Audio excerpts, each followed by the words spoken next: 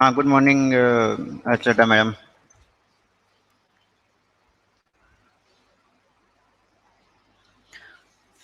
आवाज़ आ रही है? आप सबको सुन पा रहे हैं?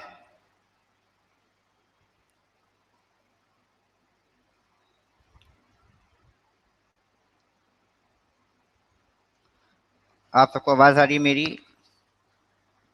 अलंकृता, आंचल, सुन पा रहे हो?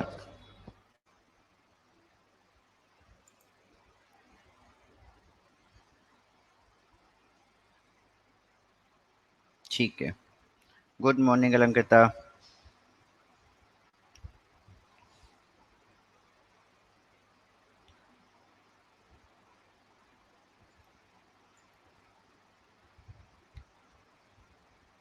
गुड मॉर्निंग आंचल।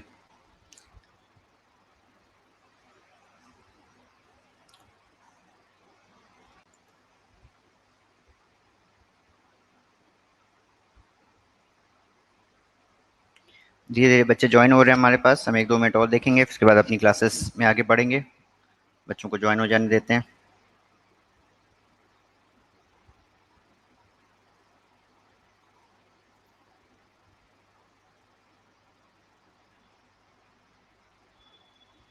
गुड मॉर्निंग सर, विनय सर।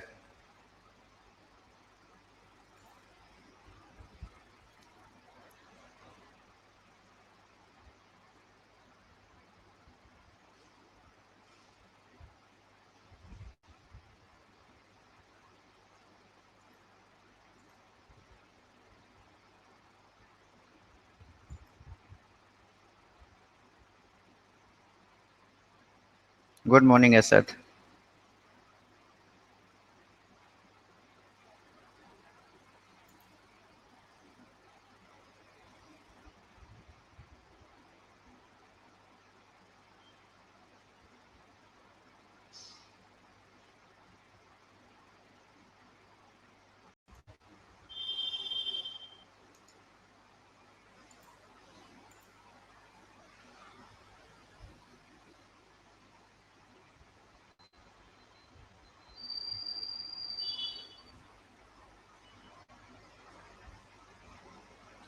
अच्छा, कल जो पढ़ाया था क्लास में, वो आ गया समझ में? कोई इसमें इशू तो नहीं आ रहा?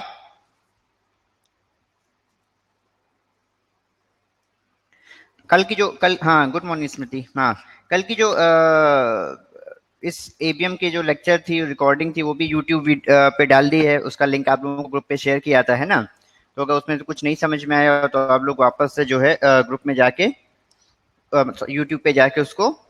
हाँ, गुड मॉर्निंग सर। थोड़ा थोड़ा समझ में आया, समझ में आ गया, आंचल कह रही है। ठीक है ना? तो जो आप लोग अब यूट्यूब पे उसको डाल दिया है, आप चाहें तो जो है यूट्यूब पे जाके उसको, उसकी जो रिकॉर्डिंग है वो भी देख सकते हैं। जो बीएफएम वाला क्लास था उसकी भी रिकॉर्डिंग जो है वो आज शाम तक जो है वो हम लोग यूट्यूब पे डाल देंगे। तो वो उसमें से कुछ ना समझ में आया तो उसको भी जाके वहाँ पे देख सकते हैं, है ना? कोशिश कर रहे हैं इस वीक के एंड तक जो है हमारी जो दोनों बुक्स हैं, एबीएम की, बीएफएम की, वो लाइव कर देंगे, है ना?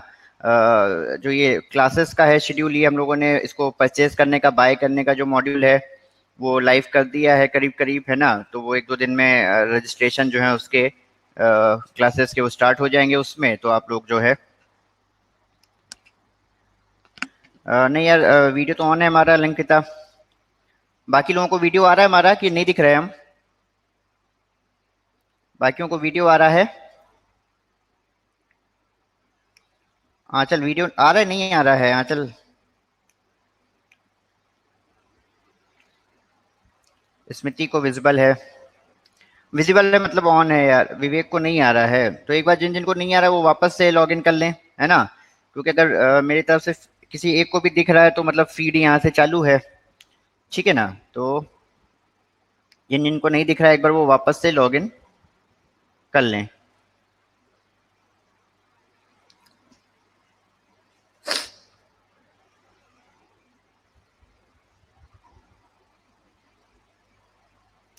सुभाष जी कह रहे हैं वॉइस नहीं आ रही। सुभाष जी एक बार वापस से, अच्छा आप सुनोगे कैसे जब वॉइस ही नहीं आई तो बोल के क्या फायदा?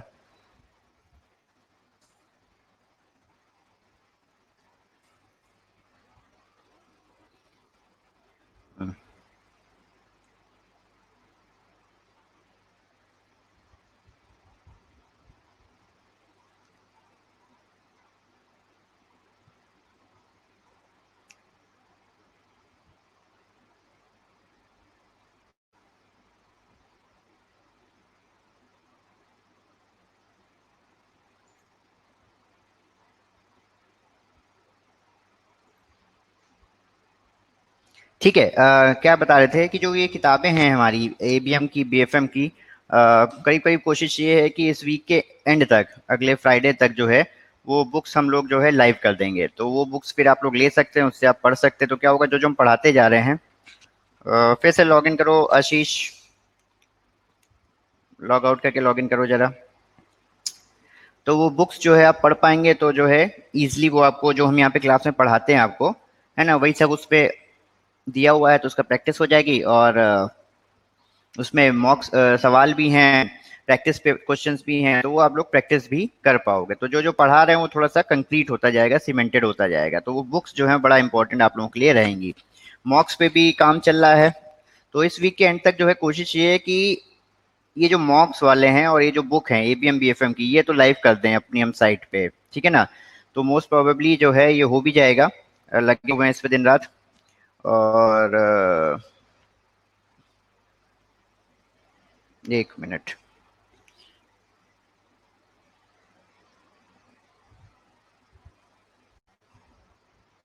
ठीक है ना, ये लगे हुए हैं इस पे दिन रात कि ये जो है चालू हो जाए और आप लोग जो है इसको देख सकें। एक कोई बच्चा है वो लॉगिन नहीं कर पा रहा है, उससे बात कर लेते हैं, क्यों नहीं कर पा रहा है। हम्म,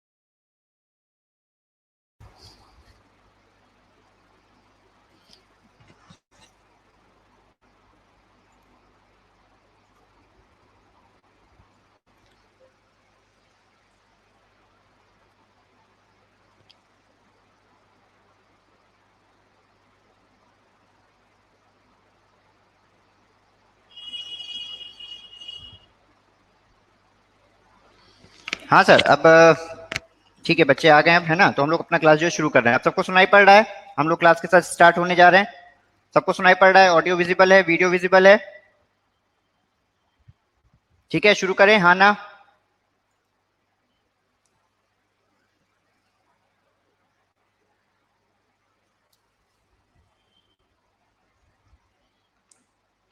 ओके, तो ठीक है। अब पूर्वा बेटा फिर से लॉग ऑफ, बाहर निकल के लॉग इन करो, ठीक है। हम लोग क्लास शुरू करने जा रहे हैं। और कौन सी क्लास चल रही है हमारी?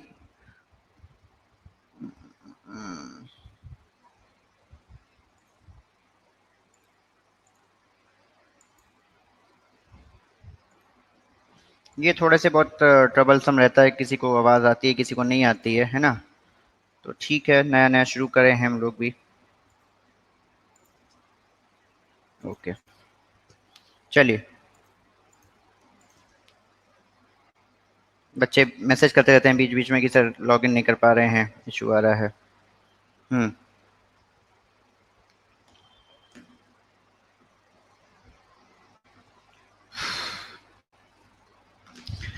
कल हम लोगों ने जो है पढ़ा था आपका साथ, इकोनॉमिक सप्लाई में मनी डिमांड, है ना। उसी को आज जो है हम लोग, उसमें एक चैप्टर रह गया था, मनी सप्लाई एंड इन्फ्लेशन, ठीक है। तो उसी को आज हम लोग जो है आगे कंटिन्यू करेंगे। उसके बाद आज जो जीडीपी वगैरह पे बात करेंगे, जीडीपी, बिजनेस साइकिल, इन सबको हम लोग जो है बात करेंगे। ओके।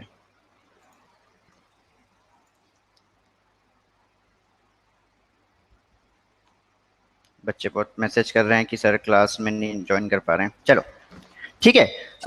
कल हम लोगों ने क्या क्या पढ़ा था? कल हम लोगों ने जो पढ़ा था कि जो इकोनॉमीज हैं वो किस किस टाइप की होती हैं, बेसिकली इकोनॉमिक्स हम क्यों पढ़ते हैं, क्या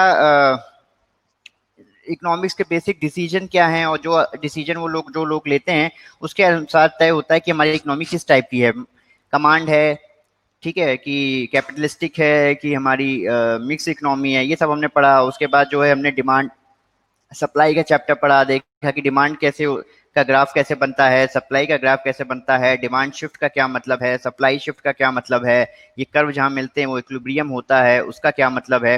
तो ये सब हम लोगों ने कल पढ़ा। ठीक है। अब इसी डिमांड सप्लाई को हम एक कदम आगे ले जाएंगे, डिमांड सप्लाई को हम एक कदम आगे ले जाएंगे, और हम इस बार किस चीज की डिमांड और सप्लाई पढ़ेंगे?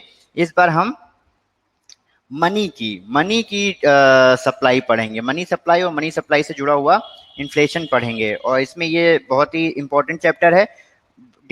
बाय डिफॉल्ट मनी सप्लाई से रिलेटेड कोई ना कोई क्वेश्चन जो है वो जरूर आता रहता है। ठीक है। तो वो क्वेश्चन तो जरूर आते हैं, तो वो क्वेश्चन इसलिए वो जो है वो सॉल्व भी करके देखेंगे क्वेश्चन कैसे कर सकते हैं। तो इसमें 3 से 4 मार्क्स तक का जो है आपको डेफिनेटली जो है स्कोरिंग का स्कोप बना रहता है कि आप 3 से 4 नंबर जो है अपने इसमें स्कोर कर ले। तो बड़ा ध्यान से पढ़िएगा, बहुत आसान है, कुछ फिगर्स याद करने पड़ेंगे कि कौन कैसे फिगर्स हैं, बाकी चैप्टर टफ नहीं है। Unit 3 money supply and inflation. ठीक है। जो मनी है वो फॉलोइंग फंक्शंस को जो है वो परफॉर्म करता है। क्या क्या फंक्शन मनी परफॉर्म करता है? Medium of exchange. आपको कुछ भी लेना है, हम आपको बोल रहे हैं क्लास हमारी अटेंड कर दो, आप बोलते हो सर क्या फीस है, मतलब ये मीडियम ऑफ एक्सचेंज है। हम नॉलेज दे रहे हैं, आप नॉलेज ले रहे हो, उसके बदले में हम आपसे कुछ चार्ज कर रहे हैं। ठीक है। आप कुछ भी लेने जाते हो तो सोचिए ये सबसे, अगर ये मनी ना होता, जैसे पहले क्या होता था, बार्टर सिस्टम होता था, है ना, कि यार हम मेरे पास घोड़े हैं, तुम्हारे पास चावल है, बताओ कितने घोड़ों में कितना चावल दोगे। तो वो बड़ा कठिन हो जाता अगर वो ये मनी जैसी कोई कॉमन करेंसी ना होती हमारे पास, मनी जैसा कोई कॉमन मीडियम ना होता हमारे पास, तो चीजों को एक्सचेंज करना बड़ा कठिन हो जाता। मेजर ऑफ वैल्यू, किसी चीज की कीमत कितनी लगाई जाए, है ना। हमें पता है कि जो है एप्पल का आईफोन है या मर्सिडीज है या बेंज है, हम उसकी वैल्यू कैसे तय करते हैं? कितनी महंगी है कोई चीज, कितनी महंगी है कोई चीज, कितनी सस्ती है, इससे उस चीज की प्राइस कितनी है। ऑडियो वीडियो नॉट अवेलेबल, विवेक वापस से लॉग आउट करो, इन करो, है ना, यही इशू है थोड़ा सा। ठीक है ना, नहीं आया तो एक बार वापस से करो क्योंकि बाकियों को आ रहा है। ठीक है। मुरारी भी आ गए क्लास में आज, है मुरारी, कल नहीं आए थे तुम। चलो, शानू भी ज्वाइन कर ली हम लोगों को। ओके, ठीक है ठीक है ठीक है ठीक है।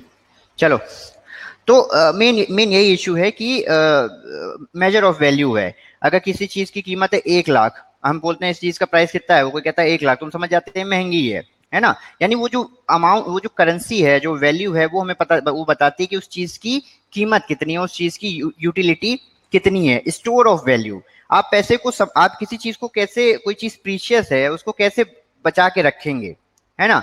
आपने 1 लाख रुपए लिए, 1 लाख रुपए जो है आपने जमा कर दिए, उस पर आपको ब्याज मिलता है, या आपने कोई चीज अर्न की, अर्न उस अपनी अर्निंग्स को, कहते हैं ना भाई हार्ड अर्न मनी है, वो आपकी हार्ड एंड मनी हमने बैंक में जमा किया है, यानी कि हम क्या करते हैं, अपना जो हमने जो भी मेहनत की है उसको हम जाके वहां पे स्टोर कर सकते हैं। अगर वो पैसे ना हो तो कैसे आप अपनी चीजों को स्टोर करोगे? आप जो है वो कोई चावल भर के तो रख नहीं सकते कि जो है पूरा 1 टन जो है चावल भर के रख दिया ये जिंदगी भर चलेगा, ऐसा नहीं है। बाकी सब चीजों के साथ क्या है, वेयर एंड टेयर है ना, डेप्रिसिएशन है बाकी सब चीजों के साथ। मनी एक ऐसी चीज है जो जिसमें डेप्रिसिएशन या वियर एंड टेयर वाली समस्या नहीं है। आपने पैसा लिया, बैंक में जमा कर दिया, पैसा लगातार बढ़ता जा रहा है, तो ये स्टोर ऑफ वैल्यू है। जो चीज आपने कमाई है, जो चीज आपके पास वर्थ है, उस वर्थ को आप पैसों के रूप में स्टोर कर सकते हैं। और standard for deferred payment, standard for deferred payment मतलब अगर पैसा धीमे धीमे करके देना है तो ये सबसे अच्छा तरीका है कि आप जो है उसको मनी के थ्रू देते हैं। तो हम क्या करते हैं, हम जैसे किसी को होम लोन देते हैं, ठीक है, या कोई भी लोन देते हैं, तो हम आज की डेट में उसको सारा पैसा दे देते हैं। ठीक है। वो पैसा हमको धीरे धीरे करके, लेट से हमने किसी बैंक वाले, हम लोगों ने किसी को होम लोन दिया, 30 साल के लिए होम लोन दे दिया। अब वो हमने आज की डेट में उसको 50 लाख दिया, बट वो जब हमको रिटर्न करेगा 30 साल में, तो करीब 1 करोड़ 20 लाख रुपए रिटर्न करेगा। ये 1 करोड़ 20 लाख कैसे हो गए? ये हमारे पैसे की हमने कीमत निकाली कि तुम अगर धीरे धीरे भी देते हो तो चलो हमको इतना दे दो, हमें कोई दिक्कत नहीं है। बट अगर ये ना होता तो हम कैसे तय करते कि हम तुमको आज 50 लाख दे रहे हैं, या आज हम तुमको कोई इंपॉर्टेंट चीज दे रहे हैं, तुम हमको भविष्य में धीरे धीरे करके देना, कैसे देना। तो ये सारे जो फंक्शंस हैं, हमारा जो मनी है वो परफॉर्म करता है, और ये मनी के मेजर फंक्शंस हैं जो मनी परफॉर्म करता रहता है। ठीक है, यहाँ से अगला जो पार्ट पढ़ाने जा रहे हैं, जो पढ़ाने जा रहे हैं वो उससे आते हैं सवाल, उससे बनते हैं न्यूमेरिकल। ठीक है, तो ये जरा ये जो चार्ट आपको दिख रहा है ना, ये चार्ट जरा याद रखना पड़ेगा। ठीक है, और इसी चार्ट से बनेंगे सवाल। ये अगर आपको चीजें याद नहीं कि कौन क्या है, तो 2 से 3 नंबर आपको जो है आप सोच सकते हो कि आप जो है कर लोगे, पास हो जाओगे इस पे। ठीक है, तो चलो देखो क्या है measure of money supply. Money supply का मतलब है बाजार में कितनी नकदी है। ये नकदी कई तरीके से हो सकती है। किस किस तरीके से हो सकती है? वो नकदी जो मार्केट में चल रही है, मतलब डेली के यूज में है, करेंसी के फॉर्म में है, वो पैसा, वो नकदी जो बैंकों में जमा है, वो नकदी जो सरकार के पास या आरबीआई के पास जमा है, वो नकदी जो पोस्ट ऑफिस में जमा है। मतलब कुल मिला के कितना पैसा है जो बाजार हमारा जो है देश में है। आप लोगों ने देखा था ना कि जब नोटबंदी हुई थी तो ये हुआ कि इतने लाख, 100 2000 के इतने नोट हैं, 500 के इतने नोट हैं, 100 के इतने नोट हैं, ये सब आपको आया था ना, सारा फिगर आया था। और फिर ये हुआ कि इतना पैसा जो है हमारा वापस आ गया है। तो यानी इन सब जितना भी मार्केट में पैसा है, छापा तो सरकार नहीं है ना, आरबीआई ने छापा है, तो आरबीआई के पास तो रिकॉर्ड है कि कितना पैसा है मार्केट में। इस सारे पैसे का एक रिकॉर्ड है कि कौन कितना पैसा बैंकों में जमा है, कितना पैसा मार्केट में चल रहा है, ये सब कहाँ है। और इसी को ये जो इसी से रिलेटेड जो है ये हमारे various forms of money supply के कि कितना पैसा है। इन्हीं को आधार रखते हुए सरकार हर साल तय करती है कि हम कितना पैसा छापें। इसमें बहुत सारे फैक्टर्स हैं कि हम हर साल कितना पैसा छापें, हमारा कितना करेंसी सर्कुलेशन में है, ठीक है, हमारे देश की ग्रोथ कितनी होने वाली है अगले साल में, कितना और चीजें लगने वाली हैं जिसमें पैसे की जरूरत पड़ेगी। ठीक है, तो इन सब कितना करेंसी होगी जो खराब हो जाएगी, ऑब्सलीट हो जाएगी, हमको मार्केट से हटानी पड़ेगी। तो इन सब अलग अलग फैक्टर्स के हिसाब से तय होता है कि सरकार कितना पैसा हर साल छापती है और कितना मनी करती है। इन्हीं फैक्टर्स पे तय होता है, इसी मनी सप्लाई पे तय होता है कि आरबीआई मार्केट से मनी खींचना चाहती है या मार्केट में मनी डालना चाहती है। जैसे आज की डेट में अगर जो है इन्फ्लेशन बहुत बढ़ रहा है, तो सरकार क्या करेगी, मार्केट से नकदी कोशिश करेगी हटा ले। ये भी हम लोग अगले चैप्टर में इन्फ्लेशन का जब कभी पढ़ेंगे उसमें देखेंगे। तो इन्हीं इन्हीं सारे फैक्टर्स पे डिपेंड होगा, M0 पे, M1 पे, M2 पे, M3 पे, M4 पे, कि कितना मार्केट में पैसा है, कितना पैसा घूम रहा है, कितना पैसा हटाने की जरूरत है, कितना पैसा डालने की जरूरत है। ठीक है, चलिए, तो ये जरा ये आपको याद रखने पड़ेंगे, ये जितने हमने दिए हैं ना यहाँ पे M0, M1, M2, M3, इसको आपको ध्यान में रखना पड़ेगा। ठीक है, तो ये है, सबसे पहले आता है हमारा M0। M0 को हम लोग क्या कहते हैं? M0 को हम लोग रिजर्व मनी भी कहते हैं। ठीक है, अनुज कुछ टाइप करना चाह रहे हैं, जल्दी टाइप करो अनुज, ऑडियो नहीं आ रहा है, वापस से अनुज लॉग इन करो। जब भी ऑडियो ना आए, वीडियो ना आए, एक बार बाहर आके लॉग इन करो, सभी लोगों के लिए है ये। ठीक है, विवेक को भी नहीं आ रहा है, ऑडियो भी नहीं आ रहा है, वीडियो भी नहीं आ रहा है।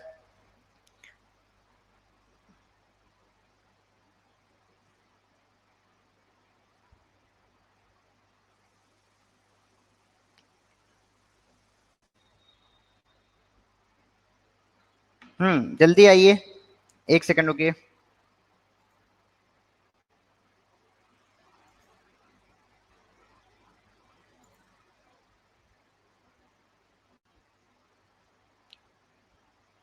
लॉगिन तो हो,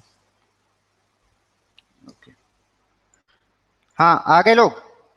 मुरारी, अधिक बिल्कुल क्लियर आ रहा है बट वीडियो नहीं आ रहा है।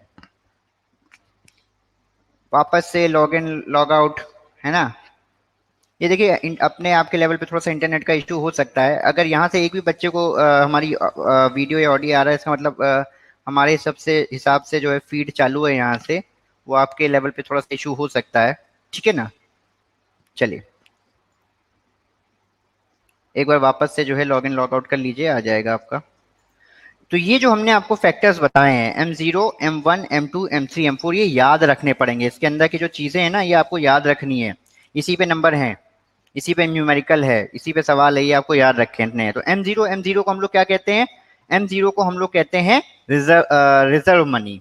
M0 होता है हमारा रिजर्व मनी। क्या क्या चीजें हैं जो M0 के अंदर में आती हैं?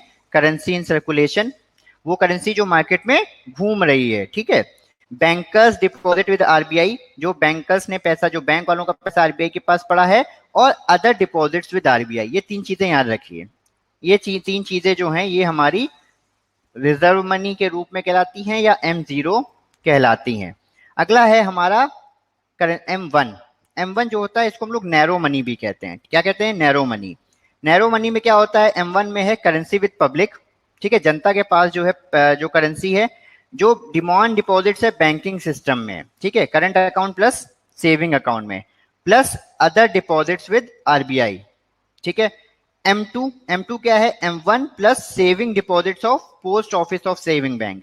M3 इसको हम लोग ब्रॉड मनी भी कहते हैं। इसमें है M1 प्लस टाइम डिपॉजिट। देखिए इसमें क्या था, M1 में हमने यहाँ पे करंट अकाउंट और सेविंग अकाउंट तो ले लिया था, टाइम डिपॉजिट्स नहीं लिए थे, तो इसमें क्या है, हम टाइम डिपॉजिट्स भी अगर और जोड़ दें M1 में तो हमारा बन जाता है ब्रॉड मनी। और M4 क्या है? इस ब्रॉड मनी के अंदर में अगर हम सारे डिपॉजिट्स जोड़ दें सेविंग बैंक्स के, एक्सक्लूडिंग एनएससी, एनएससी जो होता है वो नहीं जो है ली जाती है।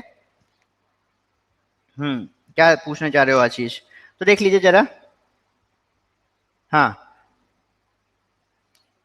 ये सारी चीजें जो हैं, ये आपका जो है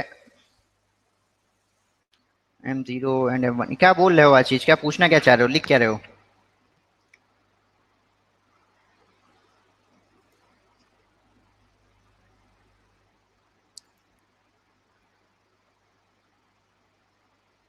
ठीक है, आगे बढ़े। हाँ, ये ध्यान में रखिए, ठीक है। रिजर्व मनी क्या है, नैरो मनी क्या है, ब्रॉड मनी क्या है। हाँ, तो अदर डिपॉजिट बोथ में ही रहेगा ना। ये देखो इसमें क्या आया तुम्हारा, currency with public, demand deposit with the banking system.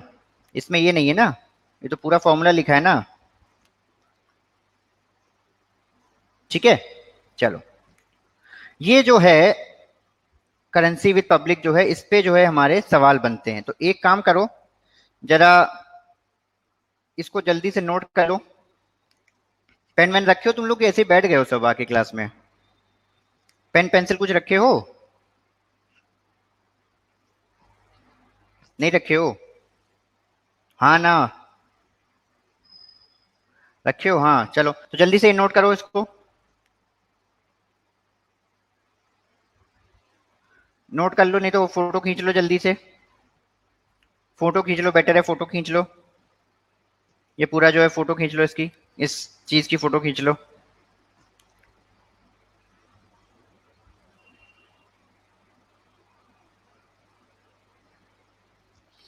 ठीक है, जरा एक इसका सवाल कर लेते हैं पहले, है ना।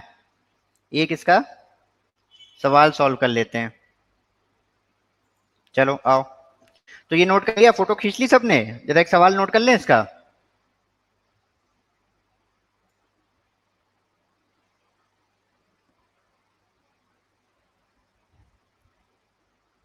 जरा ये नोट कर लो।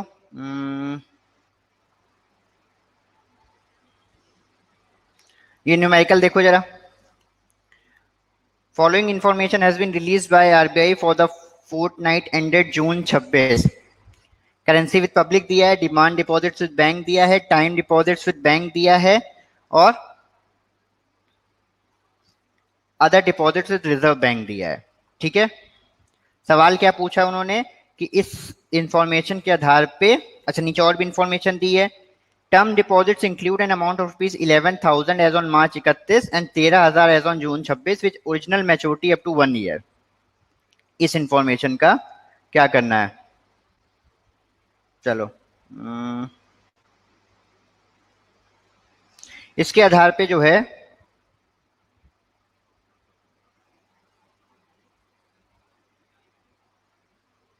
इसके आधार पे जो है हमको सवाल बताना है। पहला सवाल है कि बताइए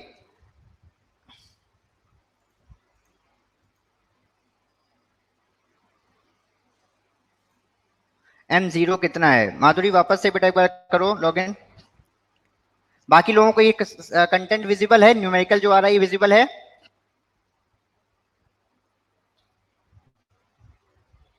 न्यूमेरिकल विजिबल है?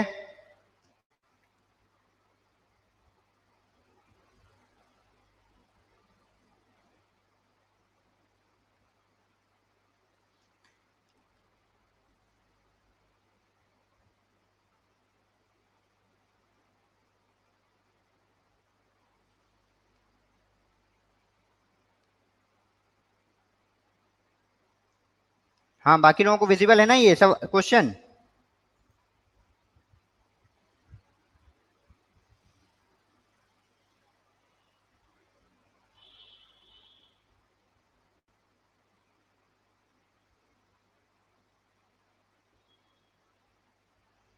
कहाँ है बाकी लोग, कहाँ है भाई?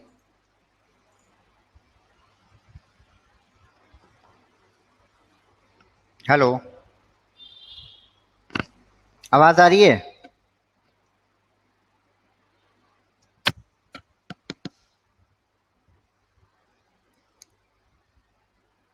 ठीक है, जरा आ रही है ना प्रांजलि, आ रही है आशीष, ओके। आंचल को आ रही है। तो जरा अपूर्वा को भी आ रही है।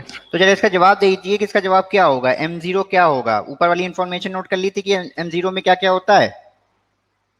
एम जीरो में क्या क्या होता है बताओ? फोटो ले लिया था ना उसका? तो बताओ इसका आंसर क्या होगा, एम जीरो कितना होगा? फोटो नहीं ले पाई थी तुम प्रांजलि, हैं? क्या नो किस बात पे कर रही हो?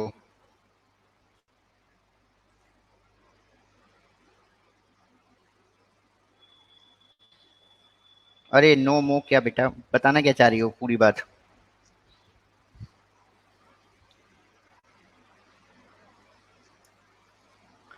कितने लोगों ने न्यूमेरिकल अटेम्प्ट कर दिया है, शुरू कर दिया है, जल्दी बताएं। तनु कह रही है डी। अच्छा, बाकी लोग सॉल्व कर रहे हैं न्यूमेरिकल?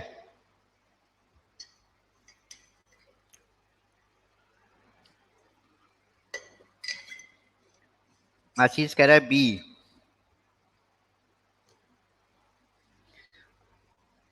चलो ये वापस से देख लो, एम जीरो कितना है। ये वाला क्वेश्चन कॉपी कर, एम जीरो, एम जीरो क्या होता है? ये फोटो ले लीजिए जरा वापस से, अगर नहीं लिए किसी ने। अच्छा ठीक है मैडम, ये जरा ये कॉपी कर लीजिए, ये जो आपके टेबल आ रहा है, ये जरा कॉपी कर लीजिए, ये फोटो ले लीजिए इसकी जरा।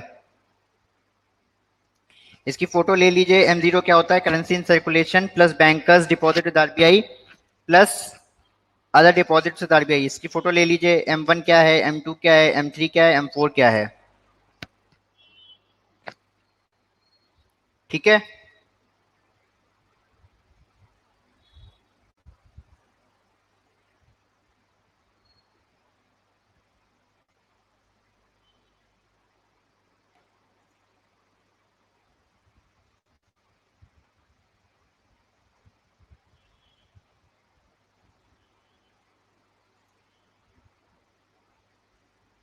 अब सवाल देख लीजिए जरा, सवाल क्या है?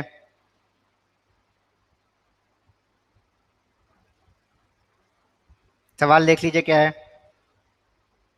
सवाल ये है कि इस इंफॉर्मेशन के आधार पर बताइए कि एम जीरो कितना होगा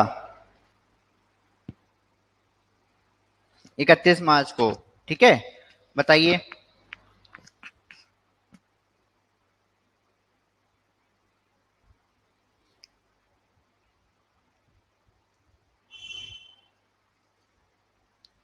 हाँ,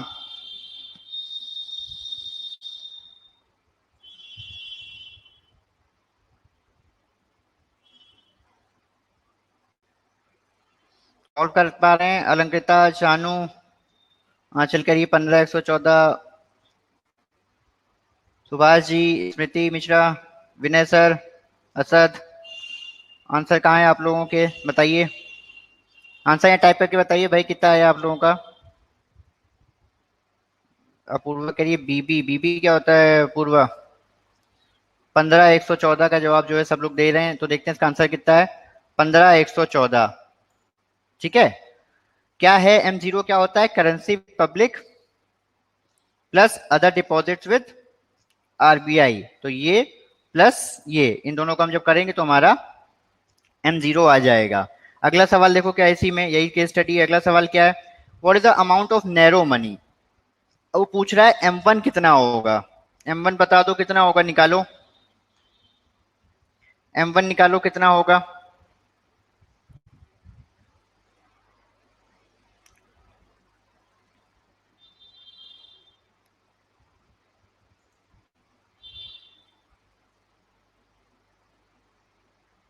M1 निकालिए कितना होगा।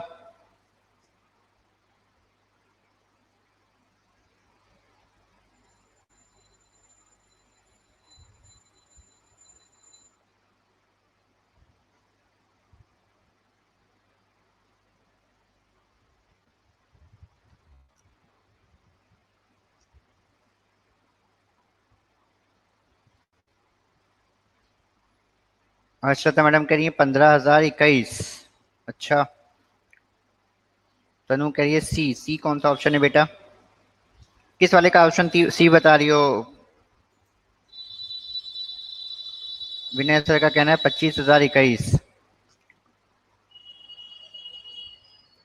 ये चार ऑप्शन है इसके। पूर्वा भी बता रही है 25,021। तनु भी कह रही है 25,021।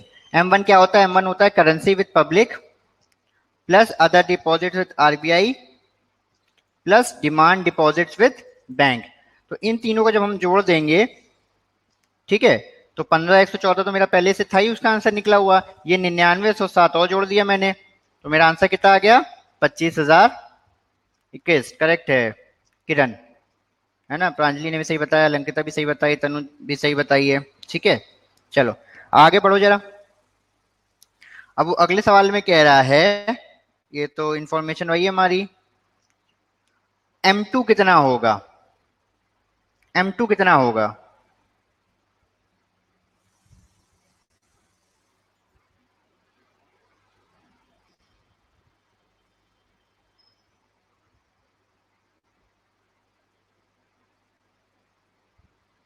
अगले सवाल में वो आपसे पूछा है कि M2 कितना है।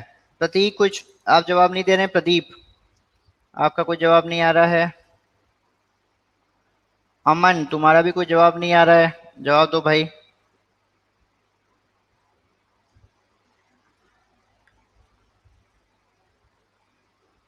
शानू तुम्हारा आ रहा है सवाल की नहीं हो रहा है? ऐसे बैठी हो क्लास में।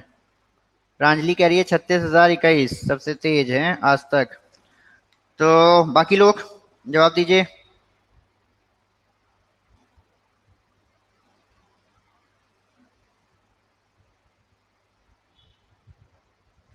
बाकी लोग, अपूर्वा का भी कहना है 36,021। पूरी स्क्रीन नहीं आ रही है। अ, किस चीज पे पूरी स्क्रीन नहीं आ रही? तनु क्या आ रहा है? असद का भी कहना है 36,021। हाँ वो बेटा थोड़ा हाइड कर रखा है ना, नीचे वाला हिस्सा जवाब जो है उसका वो हाइड कर रखा है ना। हाँ तो चार्ट तो ऊपर ही वाला है ना बच्चा, चार्ट तो वही वाला है। चार्ट नोट कर लो, ये लो चार्ट नोट कर लो।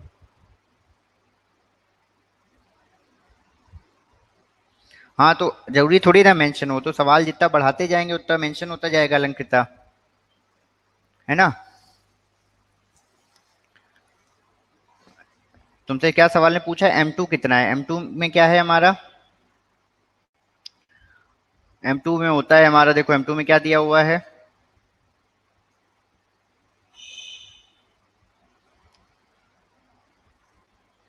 ओके, देखो M2 में ये आएगा तुम्हारा currency with public, other deposit with RBI। हाँ बच्चा ये देखो, इसमें आएगा तुम्हारा currency with public, other deposit with RBI, demand deposits with the banking system. और एक M2 में एक और चीज तुम्हारी जुड़ेगी, time deposit with the banks with original maturity up to 1 year. तो इसमें तुम्हारा M1 निकला हुआ था, कितना निकला था M1 तुम्हारा? 25,021। और ये जो 11,000 है ना, ये भी तुम्हारे यहाँ पे जुड़ जाएंगे। तो ये 36,021 का जो है ये आंसर तुम्हारा आएगा।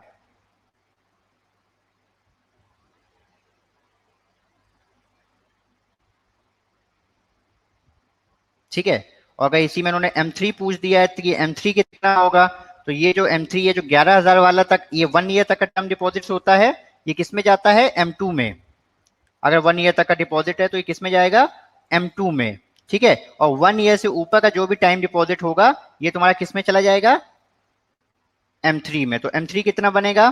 Broad money equal to M2 plus term deposit original maturity above 1 year. तो 36,021 हमारा निकल के आया था। इसमें हम ये 83,538 जोड़ दें, पर ऑलरेडी 36,000 में मेरा 11,000 जुड़ा हुआ है, इसलिए हमने 11,000 माइनस कर दिया।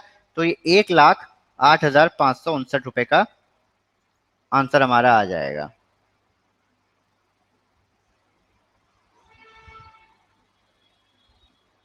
समझ में आ रहा है? माधुरी तुम्हारा कोई जवाब नहीं आ रहा है, क्या हुआ? हेमंत तुम्हारा भी कोई जवाब नहीं आ रहा है? तुम लेट थोड़ा सा भी ज्वाइन कर पाए हो।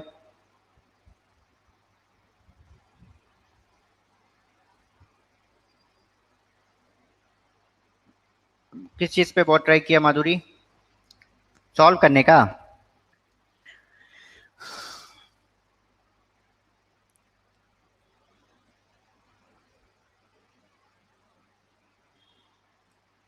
ठीक है, स्किप हो गया स्टार्टिंग से, चलो कोई बात नहीं माधुरी, अभी ये क्लास जो उस पे रहेगी ना रिकॉर्ड पे, तब एक बार इसको वापस सुन लेना। ठीक है, ये तुम ये ध्यान रखो, ये वाला का तुम अपना चार्ट याद रखोगे ना, जो ऊपर चार्ट दिखाया था, उस चार्ट को से फोटो कॉपी खींच लो, मतलब उसके फोटो ले लो, उसके बाद ही तुम्हारा सारा याद हो जाएगा तुमको। इसमें कोई इतना टफ ही नहीं है, ये जो चार्ट है ना मेन, ठीक है ना, ये चार्ट ही जो है मेन है, इसी से जो है सारा निकलेगा। तो ये चार्ट याद रखना पड़ेगा, अगर आपको ये चार्ट याद हो गया तो बाकी तो खाली फिगर का बात है कि कौन सी फिगर हमको कहाँ पे रखनी है। तो ये चार्ट जो है ये हमारा मेन है। ठीक है, तो ये चार्ट याद रखिए, इस चार्ट से जो है आगे के सवाल आपके हल हो जाएंगे। तो ये है मनी सप्लाई। मनी सप्लाई के बाद जो अगला हम लोग टॉपिक पढ़ेंगे वो है हमारा इन्फ्लेशन। इन्फ्लेशन हम बहुत सुनते हैं कि महंगाई बढ़ रही है ना, महंगाई के हिसाब से हम लोगों का देखिए हर बार डीए भी बढ़ जाता है। तो आखिर ये महंगाई है क्या? ठीक है, ये इन्फ्लेशन या महंगाई जो है, इसको ये है क्या, इसका इकोनॉमिक सेंस में क्या इसका मतलब होता है? इन्फ्लेशन का मतलब होता है a sustained rise in the general level of prices of goods and services in an economy over of period of time. अगर लगातार किसी चीज के किसी चीज का मतलब लगातार अगर हमारी इकोनॉमी में चीजों के दाम बढ़ते रहते हैं, और ये एक ऐसे बढ़ रहे हैं कि ये सस्टेन्ड लेवल पे बढ़ रहे हैं, ऐसा नहीं कि आज बढ़े कल घट गए, कल घटे आज बढ़ गए, ऐसा नहीं, लगातार बढ़ते ही चले जा रहे हैं। आज से एक साल पहले कोई चीज 10 में थी, आज 12 में है, आज फिर 14 में हो गई, फिर 16 में हो गई। तो इस तरीके के जो ट्रेंड को लगातार जो ये दाम बढ़ने का जो ट्रेंड है, ये लगातार जो सस्टेन्ड लेवल है प्राइस राइज का, इसको हम लोग क्या कहते हैं? इसको हम लोग कहते हैं इन्फ्लेशन। ये बात समझ में आया?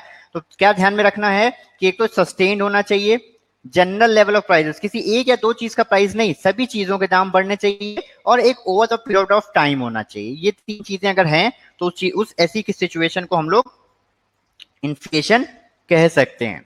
इन्फ्लेशन के जो है दो तरह के कॉज हैं, ठीक है, डिमांड पुल इन्फ्लेशन और कॉस्ट पुश इन्फ्लेशन। डिमांड का पुल का इन्फ्लेशन का क्या मतलब है कि अगर डिमांड बढ़ जाए, अगर किसी चीज की डिमांड बढ़ जाए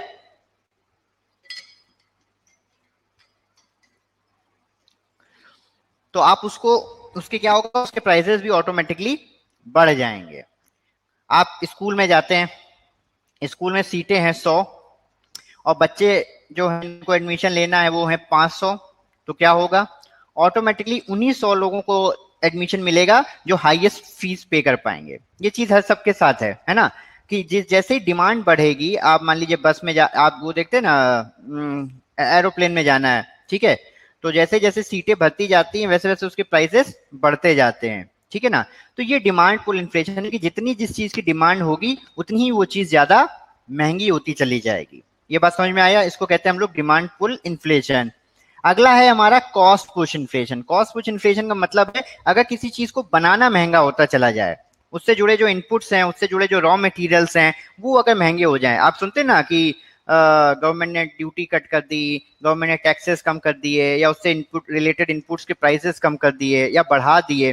तो गवर्नमेंट जैसा इन चीजों पे करेगी, अगर आपको आज जो है आप लोग एरोप्लेन में जाते हैं, एरोप्लेन में जो उसका जो आपका ईंधन होता है, जो उसका तेल होता है ना, उस पर बहुत ड्यूटी लगती है। अगर गवर्नमेंट उस ड्यूटी को बढ़ा दे तो क्या होगा, उतना ही प्लेन चलाना महंगा हो जाएगा। अगर उतना ही प्लेन चलाना महंगा हो जाएगा तो उतनी ही उसकी टिकट्स महंगी हो जाएंगी, उतनी टिकट्स महंगी होंगी तो वो आपको एज अ महंगाई के रूप में दिखाई पड़ेंगी। तो अगर किसी चीज की कॉस्ट बढ़ जाती है, किसी चीज को बनाने की कॉस्ट बढ़ जाती है, उसकी वजह से उसकी कीमतें बढ़ती हैं, तो उसको हम कहते हैं कॉस्ट पुश इन्फ्लेशन। और ऐसे हम लोग नॉर्मल अगर किसी चीज की डिमांड बढ़ जाती है तो उसको हम लोग कहते हैं डिमांड पुल इन्फ्लेशन। ये याद रखने, दो चीजें इन्फ्लेशन की कॉज है, डिमांड साइड से और ये आपका सप्लाई साइड से।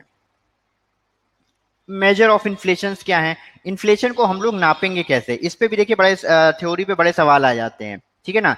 1 से 2 नंबर, 2 से 3 नंबर तक के सवाल जो हैं कभी कभी इसी टॉपिक से आ जाते हैं कि ये कौन सा इन्फ्लेशन है, इन्फ्लेशन कैलकुलेट करो, है ना, ये इन्फ्लेशन कौन देता है, ये इसका डाटा मतलब जो है वो कौन देता है, इस पे अक्सर जो है वो सवाल आ जाते हैं। तो ये जो है आपको थोड़ा सा ध्यान में रखना पड़ेगा। अभी हम लोग पढ़ेंगे कि कितने टाइप ऑफ इन्फ्लेशन हैं, उसके मेजर्स क्या हैं।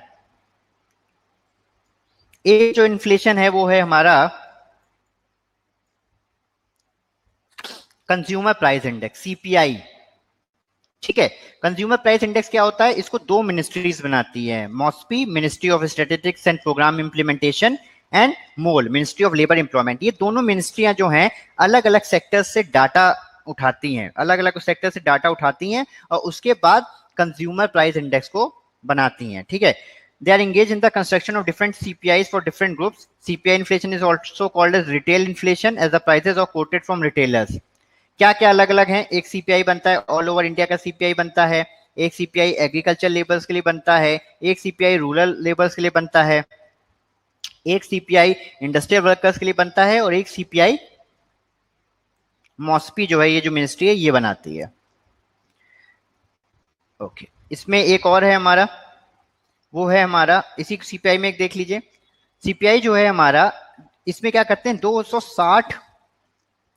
260 कमोडिटीज के प्राइजेस लेते हैं, सर्विसेज के जो है प्राइजेस लेते हैं रिटेल लेवल पे, कि इन चीजों का रिटेल लेवल पे प्राइस क्या है। और जैसे जैसे इनके दाम बढ़ते हैं, इसमें देखिए अब इन्फ्लेशन है क्या, बेसिकली समझिए इन्फ्लेशन क्या है। 2000 लेट से साल था हमारा, अरे यार चलो कंटेंट चला गया, मेरे को वापस डाउन अपलोड करना पड़ेगा।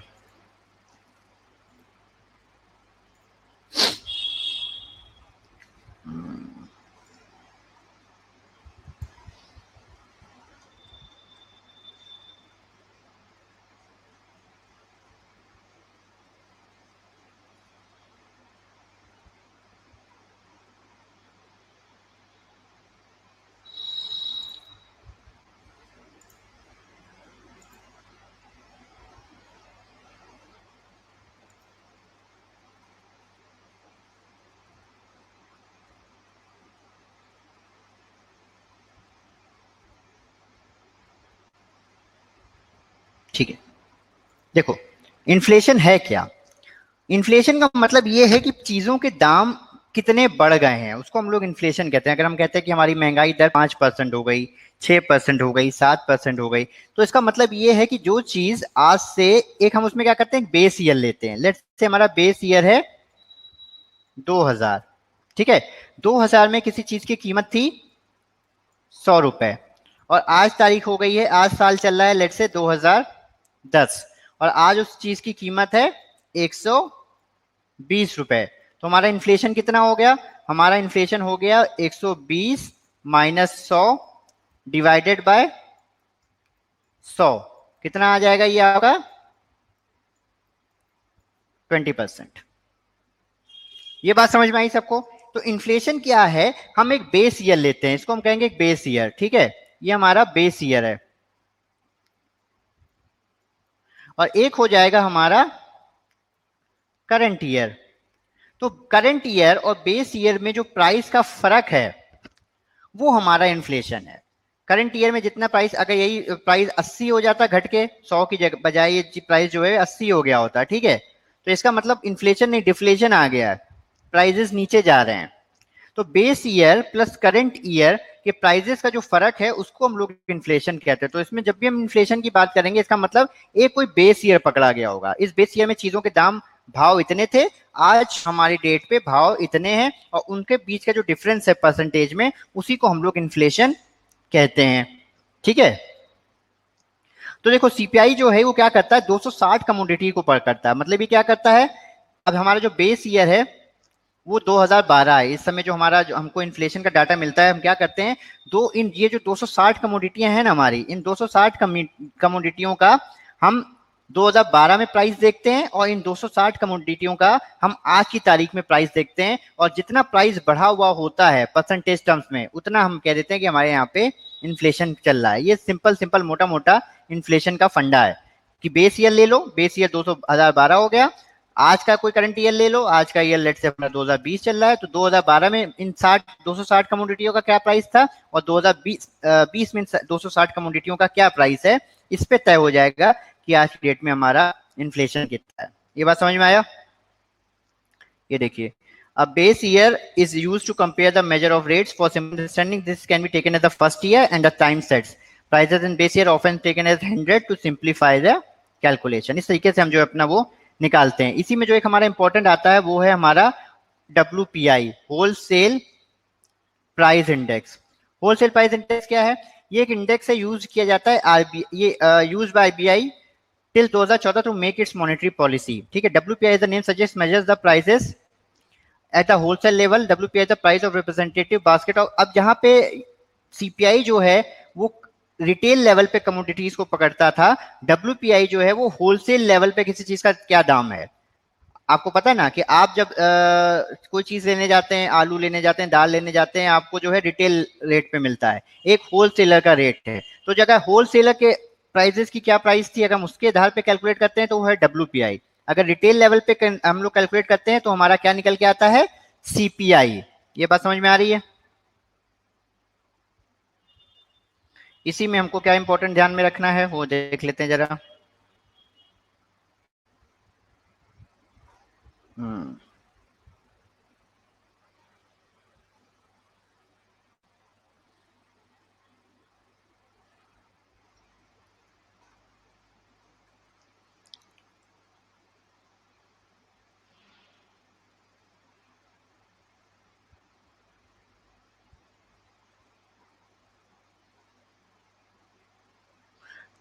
2014 में आरबीआई ने ये जो सीपीआई है इसी को इन्फ्लेशन इंडेक्स को टारगेट करता है। अब जो आरबीआई का जो ये हम इसको हम लोग कहते हैं हमारा कोर इन्फ्लेशन। ठीक है, इसको हम लोग कोर इन्फ्लेशन कहते हैं। और इस जो भी आरबीआई जो डाटा देता है कि इन्फ्लेशन दर बढ़ रही है, किस इन्फ्लेशन को कंट्रोल करना है, तो अभी ये कौन सा कैलकुलेट होता है? कंज्यूमर प्राइस इंडेक्स है। इसके आधार पे जो है आरबीआई हमारे देश में इन्फ्लेशन को कंट्रोल करने की कोशिश करता है। ठीक है, एक जरा इस पे थोड़ा सा एक सवाल देखेंगे। ठीक है। हम्म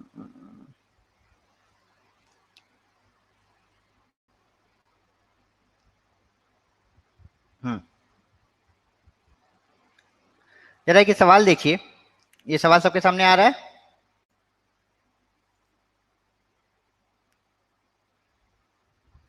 सबके सामने आ रहा है ये सवाल?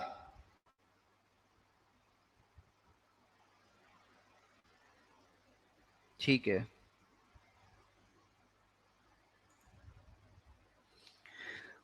सवाल पढ़िए जरा। The consumer price index based inflation increase by 8% and wholesale price index based inflation has increase by 6%। The government claims due to implementation of recommendation of 7th pay commission, there is increase in demands of goods and services leading to increase in consumer prices. Further, due to increased wages and salary, there is increase in cost of inputs leading to increase in wholesale sale price index. तो जो inflation है, जो CPI है वो 8% बढ़ गया है, जो WPI है वो 6% बढ़ गया है। सरकार कह रही है कि जो ये हमने 7th पे कमीशन लगाया है इसकी वजह से लोगों की सैलरियां बढ़ गई हैं, इसलिए डिमांड बढ़ गई है, और इसी के साथ साथ जो है सारे के सारे इन्फ्लेशन बढ़ गए हैं। अब इससे रिलेटेड जो है वो हमारा सवाल है। The inflation rate of 6% represented by WCPI is called what? इसको हम लोग क्या कहते हैं? कोर इन्फ्लेशन की, हेडलाइन इन्फ्लेशन की, डिमांड पुल इन्फ्लेशन की, कॉस्ट पुश इन्फ्लेशन? ठीक है, तो इसका जो जवाब है वो है हेडलाइन इन्फ्लेशन। हेडलाइन, ये WPI है, ये वर्ड याद रखिएगा, ये अक्सर पूछ लेते हैं कि हेडलाइन इन्फ्लेशन क्या है, इस पे कई बार हमने सवाल देखे हैं। ठीक है, तो जो WPI है हमारा, ठीक है, तो WPI की वजह से जो आता है हमारा इन्फ्लेशन, इसको हम लोग हेडलाइन इन्फ्लेशन कहते हैं। और जो CPI का इन्फ्लेशन है इसको हम लोग कोर इन्फ्लेशन कहते हैं। ठीक है, होलसेल वाले को क्या कहेंगे? हेडलाइन। और CPI वाले को क्या कहेंगे? कोर। ये याद रखिएगा, इस पे अक्सर सवाल आपके आ जाते हैं। ठीक है, इस पे जरा एक और सवाल देखते हैं। ये इसमें आ रहा है 8% जो है, 8% वाला कौन सा था हमारा? 8% वाला है हमारा CPI। CPI वाले को हम क्या कहेंगे? CPI वाले को हम कहेंगे कोर इन्फ्लेशन। ठीक है, inflation due to CPI is called the core inflation.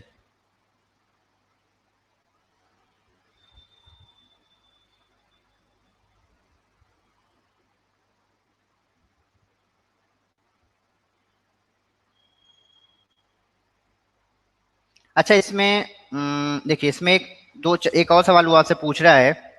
सवाल ये है, ये तो ऊपर वाला तो ऑप्शन वही है। वो कह रहा है कि the inflation cause by the information given at point number 4, ये कौन सी इन्फ्लेशन होगी हमारी। अच्छा पॉइंट नंबर 4 पे क्या इन्फॉर्मेशन दी है, ये कौन आपको जवाब दे पाएगा। जरा सवाल पढ़िए, इसका कौन जवाब दे सकता है, बताएं जरा।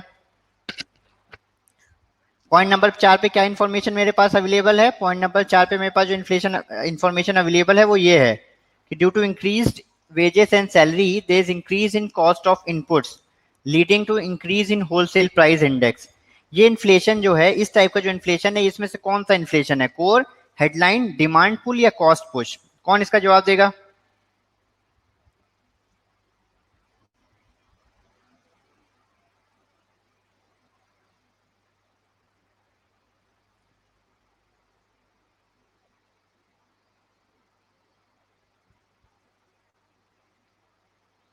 आवाज आ रही है आप सबको, सुन पा रहे हैं।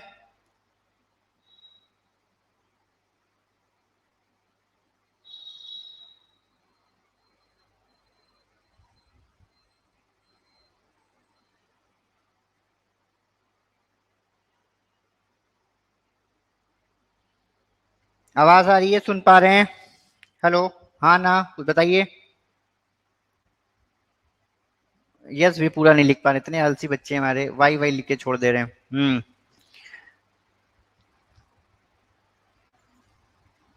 बाकी लोगों को आवाज आ रही है, स्मृति आवाज आ रही है, आंचल आवाज आ रही है, प्रांजलि, अलंकिता। तो ये भैया इसका जवाब दो ना, ये जवाब क्यों नहीं दे रहे हो उसका, चौथे वाले पॉइंट का। Due to increase in wages and salary, due to increase in wages and salary there is increase in cost of inputs leading to increase in wholesale price index. ये इसमें से कौन से टाइप का इन्फ्लेशन है। प्रांजलि कह रही है डिमांड इन्फ्लेशन, डिमांड वाला। थर्ड सुभाष जी कह रहे हैं डिमांड पुल। नहीं भाई,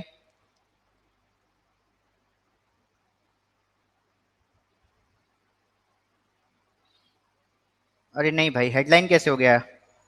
विनय जी ने एकदम सही जवाब दिया, कॉस्ट पुश। देखो क्या है, कॉस्ट पुश का मतलब है जब किसी चीज को बढ़ाने के किसी चीज को बनाने की कीमत बढ़ जाती है, तो वो क्या कह रहा है कि there is increase in cost of inputs. तो कॉस्ट ऑफ इनपुट्स बढ़ गई, यानी किसी चीज को बनाने की कीमत बढ़ गई। अगर किसी चीज को बनाने, हाँ बिल्कुल करेक्ट है स्मृति, किसी चीज को बनाने की अगर कीमत बढ़ गई है, अगर उससे वजह से उसकी दाम बढ़ रहे हैं, तो उसको हम क्या कहेंगे, कॉस्ट पुश इन्फ्लेशन। यही जो ये तीसरे नंबर पे था सवाल, ठीक है, ये जो तीसरा वाला था,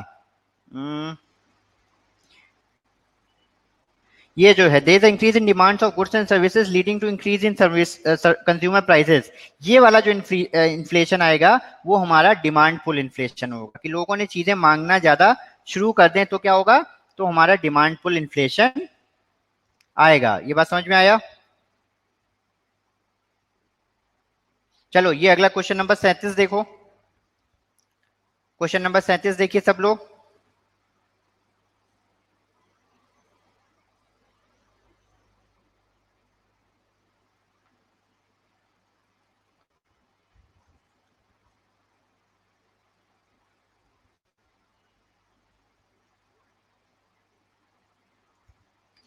क्या सवाल है, जरा ध्यान से देखिए। बेस ईयर ले लिया है, बेस ईयर में डब्ल्यूपीआई कितना है 100, सीपीआई कितना है 100, ठीक है।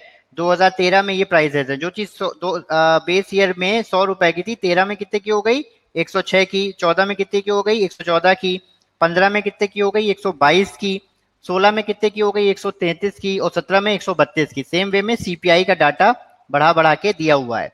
सवाल क्या पूछ रहे हैं, what is the rate of headline inflation in the year 2016 on year basis। ठीक है, ओके। हेडलाइन इन्फ्लेशन, अब हेडलाइन इन्फ्लेशन किसको कहते हैं, डब्ल्यूपीआई को कि सीपीआई को। हेडलाइन इन्फ्लेशन किसको कहते हैं, डब्ल्यूपीआई की सीपीआई, कौन बताएगा, जल्दी बताए। डब्ल्यूपीआई, करेक्ट है, करेक्ट है, बहुत बढ़िया। तो डब्ल्यूपीआई ये वो, हाँ हाँ बहुत अच्छे शानू, बहुत अच्छे माधुरी, स्मृति, गुड। तो वो पूछ रहा है 2016 में इन्फ्लेशन का रेट कितना है, कौन बताएगा इसे। ईयर ऑन ईयर बेसिस पे वो पूछ रहा है आपसे, ठीक है। यानी कैसे सॉल्व करोगे, ईयर ऑन ईयर का मतलब है 2000, एक साल का फर्क, एक साल का फर्क। वो आपसे बेस ईयर से नहीं पूछ रहा है कि बेस ईयर के मुकाबले कितना प्राइसेस बढ़ गए हैं, उसने year on year word use कर दिया यहाँ पे। ये जरा ध्यान में रखिएगा, इसी टाइप के क्वेश्चन बनेंगे, इसी पे नंबर बन जाते हैं, इसी समय जो है छोटे से जरा से सवाल होते हैं और सॉल्व नहीं होते हैं कई बार। ठीक है,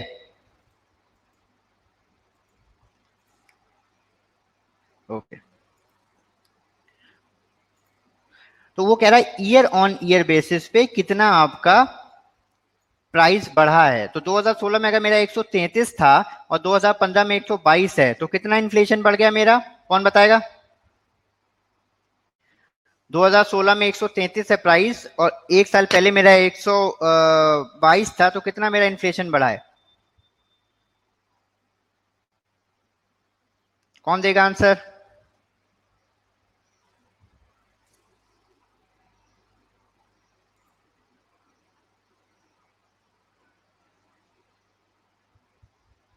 ग्यारह। ओके, ये तो 11 तो बेटा वो हो गया ना तुम्हारा नंबर, परसेंटेज में कैलकुलेट करोगी ना। हाँ, वो तो तुमने लगता है यहीं से पढ़ लिया है ना। 11 कैसे बच्चा? परसेंट, इन्फ्लेशन हमेशा किस में आएगा? इन्फ्लेशन हमेशा परसेंटेज के उसमें आता है। इन्फ्लेशन हमेशा परसेंटेज में आता है, तो कैसे कैलकुलेट करोगे? हमने वहां क्या बताया था?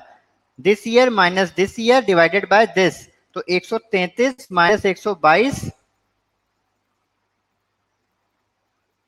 11/122 इंटू 100, 9.02। जैसे प्रांजलि 9.016 निकाल रही है, इसको बेटा 100 से तो मल्टीप्लाई करना पड़ेगा ना।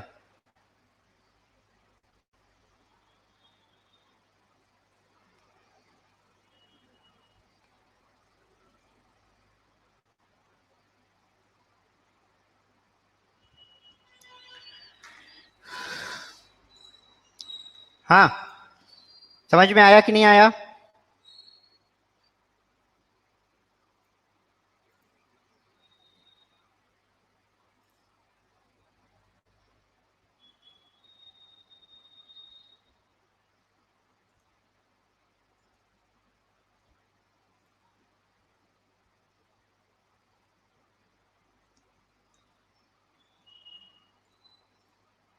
समझ में आ गया सबको? इजी है। तो ये सब चीजें देखो, अगर बेसिक बेसिक फंडा समझ में आ जाएगा ना आपको कि यार ये क्या सवाल है कि क्या है, तो बड़े आराम से निकल आएंगे। क्या होता है, क्या हमने कभी पढ़े नहीं होते हैं तो हमको लगता है यार बड़ा कठिन आ गया, बड़ा न्यूमेरिकल्स आ गया, पता नहीं क्या क्या पूछ दिया, और ये तो सब बिजनेस स्टैंडर्ड और इकोनॉमिक टाइम्स वाला डाटा पूछ दिया है, हम तो पढ़े नहीं है कभी ये सब। तो ये ऐसा नहीं, कुछ बिजनेस स्टैंडर्ड इकोनॉमिक टाइम्स वाला डाटा नहीं है। सिंपल सिंपल है, अगर फंडा और कॉन्सेप्ट क्लियर रहेंगे, फंडा और कॉन्सेप्ट अगर क्लियर रहेंगे तो आपका आराम से आ जाएगा। ठीक है, तो आपको क्या इसने पूछा था? ईयर ऑन ईयर पूछा था, हेडलाइन इन्फ्लेशन मतलब हमारा डब्ल्यूपीआई, और एक ईयर ऑन ईयर पूछा है, इसलिए अगर ये बेस ईयर से पूछता तो हमारा कितना हो जाता? सीधे 33% हो जाता। ठीक है, इसी में देखो एक अगला सवाल क्या है, what is the annual simple average core inflation over the entire period. वो पूछ रहा है पूरे जो साल, ये जो हमारा कोर इन्फ्लेशन है, कोर इन्फ्लेशन क्या होता है हमारा? कोर इन्फ्लेशन होता है हमारा सीपीआई। तो वो पूछा पूरे पीरियड में सीपीआई कितना है। तो पहले पूरे पीरियड के लिए, इंटायर पीरियड के लिए, तो अभी कितना था? 160। ठीक है, अभी कितना प्राइस? 160। पहले कितना था? 100। तो 160 माइनस 100 डिवाइडेड बाय, और 5 साल का डाटा, वो हर साल का एवरेज, एनुअल एवरेज पूछ रहा है, एनुअल सिंपल एवरेज। तो 12/60/5, 12/100, 12% हर साल जो है हमारा डाटा, हमारा हर साल जो है इन्फ्लेशन बढ़ जा रहा है। तो इस तरह के जब सवाल करोगे ना, तब समझ में आएगा क्या क्या पूछ रहा है। पढ़ने को तो पढ़ लिया डब्ल्यूपीआई क्या है या सीपीआई क्या है, बट इस तरह के जब सवाल करोगे तब वो एग्जैक्टली समझ में आएगा उसने पूछा क्या है। कठिन देखो कुछ भी नहीं है, माइनस प्लस ही तो चल रहा है। तो उसने यहाँ पे क्या पूछा था? Annual simple, annual growth rate क्या है हमारी? 100 से 60 पहुंच गया। ठीक है, कितने सालों में? 5 सालों में। तो 5 सालों में अगर 60 पहुंच गया तो हर साल कितना परसेंटेज बढ़ रहा है? 12%। ये मोटा मोटा सा जो है सिंपल सा फंडा है, बट आपको पता होना चाहिए, टेक्निक पता होनी चाहिए कि क्या लगानी है। समझ में आ रहा है? ठीक है, बढ़े आगे। हाँ ना, यस नो?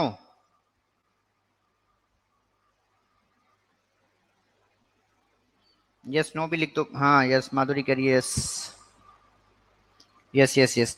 तो ये सब क्वेश्चन जो आप देख रहे हो ना यहाँ पे, अभी ये हम सब आपके जो है, हम लोग अपना जो मॉक्स जारी करेंगे, मॉक्स अपना सीरीज जारी करेंगे, उसमें ये सब रहेगा। विद एक्सप्लेनेशन ये सब रहेगा। तो उससे क्या होगा, आप जब करोगे ना तो पता चलता जाएगा, क्योंकि आपने पढ़ा है ही, लाइव क्लास में आके आप पढ़ चुके हो, आपको बेसिक बेसिक मोटा मोटा अंडरस्टैंडिंग है ही सब्जेक्ट्स की, टॉपिक की, और यहाँ आपको ये प्रैक्टिस में मिल जाएगा, तो इजिली आपका एग्जाम जो है वो क्रैक हो जाएगा। प्रांजलि हमेशा शिकायत करती रहती है कि सर मॉक आप लागू नहीं कर रहे हैं, मॉक जारी नहीं कर रहे हैं। इस बार लागू कर देंगे प्रांजलि मॉक्स, है ना? ठीक है प्रांजलि।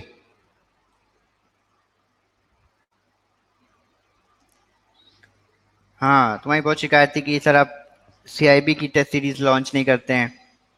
तो अब लॉन्च करने के लिए थोड़ी मेहनत करनी पड़ती है कि यार अच्छे सवाल आ पाए, मिल पाए, तब तो लॉन्च करें। खाली वो न्यूमेरिकल्स मिल पाए तब तो लॉन्च करें, है ना? वैसे ही लॉन्च करने से क्या फायदा है? तो इस टाइप के जब क्वेश्चन ढूंढने पड़ते हैं, मेहनत करनी पड़ती है, तब लॉन्च हो पाता है वो। ठीक है। तो इस पे और भी सवाल जो है वो आपको उसमें मिल जाएंगे। अभी हम लोग जो है अगले टॉपिक की तरफ बढ़ेंगे।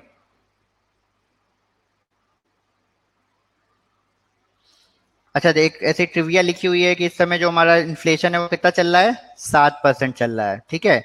लोवेस्ट इन्फ्लेशन जो था इंडिया में वो 1976 में था, -11.31%। और जो हाईएस्ट इन्फ्लेशन आज तक इंडिया के इतिहास में रिकॉर्ड हुआ है वो सितंबर 1974 में था, जब 34% तक महंगाई दर जो है वो बढ़ गई थी। ठीक है। तो ये ऐसी ट्रिविया है, इसको याद रखने की जरूरत नहीं है, ये तो हम लोग पढ़ते रहते हैं तो वो लोग कर देते हैं। ठीक है, चलिए।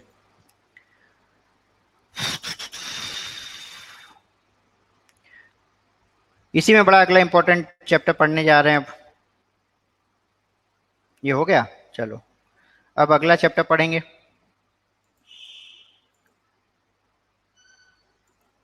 इसमें किसी को कोई डाउट है तो बता सकता है, कोई पूछ सकता है, कुछ पूछना चाह रहा हो तो।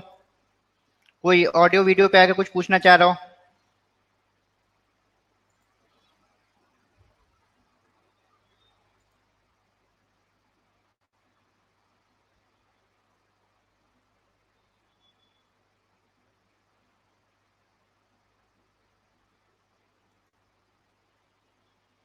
नहीं स्मृति, कुछ तुमको सवाल नहीं आ रहे? और कोई? विनय सर कुछ पूछना चाह रहे हैं आप, कोई सवाल आ रहा हो? हेमंत?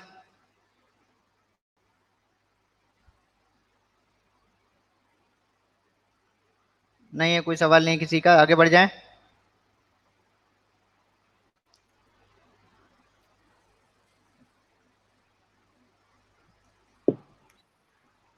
इफेक्ट ऑफ डिफ्लेशन, हाँ प्रांजलि। कैमरे पे हो तुम इस समय, दिख रहा है? आ रहा है, सब समझ में आ रहा है? आवाज आवाज आवाज क्या है तुम्हारी? प्रांजलि कुछ बोलना नहीं बोल तो बेटा कुछ। अच्छा, तुम्हारा कनेक्शन स्लो है, इस वजह से शायद जो है साफ फोन नहीं आ पा रहा है। चलो ठीक है, मेहनत करो इसी तरीके से, है ना? ये जो टेस्ट सीरीज लागू हो जाएगी तो तुम्हारा जो शिकायत है वो दूर हो जाएगी। ठीक है, चलो एक्सेस रिवोक कर रहे हैं। हाँ, विनय सर कह रहे हैं effect of deflation. Effect of deflation क्या है? देखिए, डिफ्लेशन का मतलब होता है लगातार प्राइसेस का गिरना। ठीक है। जैसे जो एक कंट्री है जो लगातार डिफ्लेशन में रहती है वो है जापान। जापान के साथ समस्या क्या है? जापान के साथ समस्या दो है। जापान के साथ समस्या दो क्या है? एक तो दो तीन है एक्चुअली। एक तो समस्या ये है कि वहाँ के लोग जो है बहुत मजबूत चीजें बनाते हैं, वो काम बड़ा मन से करते हैं। यहाँ वापस से प्रांजलि लॉगिन। जापानी लोग क्या है, वो चीजें बड़े आराम से बनाते हैं, बहुत मेहनत से बनाते हैं। हमारे यहाँ की तरह काम चलाऊ नहीं, चाइना की तरह काम चलाऊ नहीं। तो उनकी जो चीजें वो बड़ी मजबूत रहती हैं। जब मजबूत रहती हैं तो वो खराब नहीं होती। जब खराब नहीं होती तो नया लेने की जरूरत नहीं पड़ती। ठीक है। तो इसलिए वजह से वहाँ डिमांड पुल इन्फ्लेशन नहीं होता। दूसरे, वहाँ की जो एज अ सोसाइटी है वो बहुत ही कंजर्वेटिव है। और वहाँ के जो दुनिया में सबसे ज्यादा जो बूढ़े लोग हैं वो जापान में रहते हैं। दुनिया की सबसे ज्यादा लॉन्गेविटी जो है वो जापान की है। तो क्या होता है, जितने कंजर्वेटिव बूढ़े लोग होते हैं वो इस अब हम खर्चीले नहीं होते हैं। जवान लोगों की तरह जो है ना खर्चीले नहीं होते हैं। तो वहाँ पे ऐसा डिमांड नहीं होती है। तो क्या होता है, वो कंट्री जो है लगातार डिफ्लेशन में रहती है, वहाँ के लोग डिमांड नहीं करते। तो अब क्या होगा, अब अगर जापान के लोग डिमांड नहीं कर रहे हैं, जापान के अंदर चीजें नहीं खप रही हैं, तो आपको क्या करना पड़ेगा?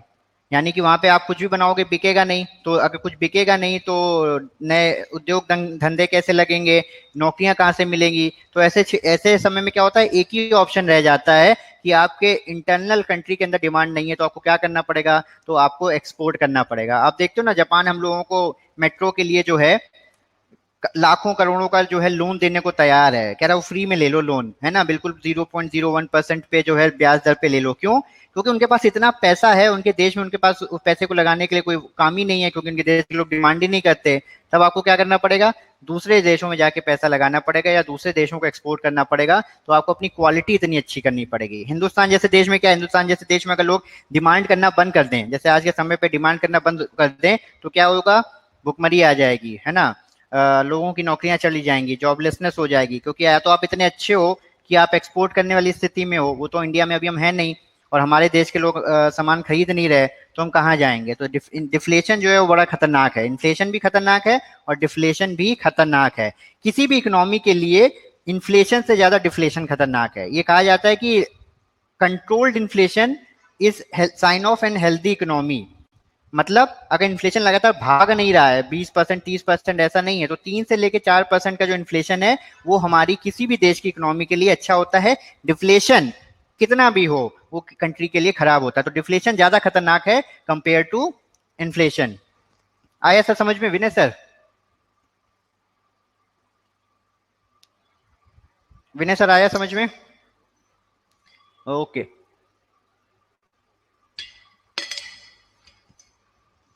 तो अगला चैप्टर जो है वो आज शुरू करते हैं, और अगला चैप्टर जो है हमारा वो है थ्योरीज ऑफ इंटरेस्ट। थोड़ा सा इसको ध्यान से समझिएगा।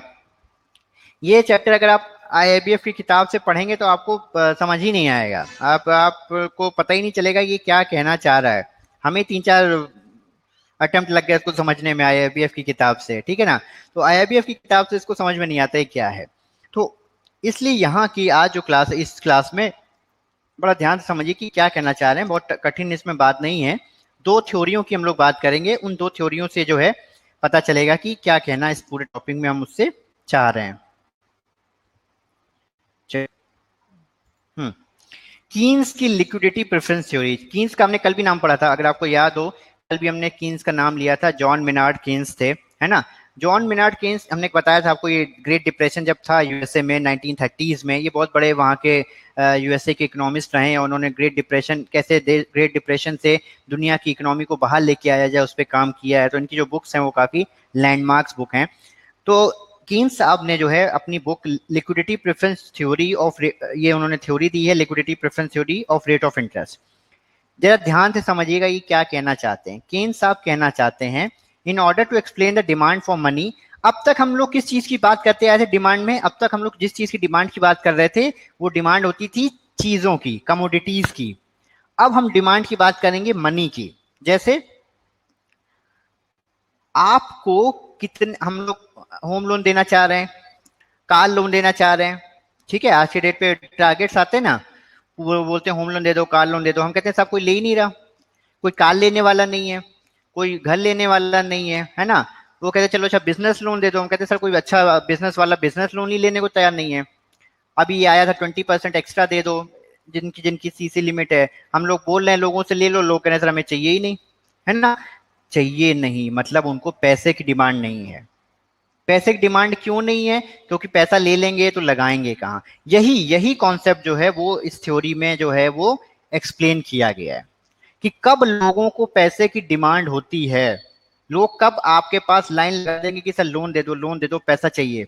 और हम लोग जब ये बात कर रहे हैं लोन दे दो पैसा चाहिए, तो ये अच्छे कंज्यूमर की बात कर रहे हैं, ऐसा नहीं वो मुद्रा वाले नहीं कि सर सब्सिडी आएगी पैसा खा जाएंगे, वो वाली बात नहीं हो रही है।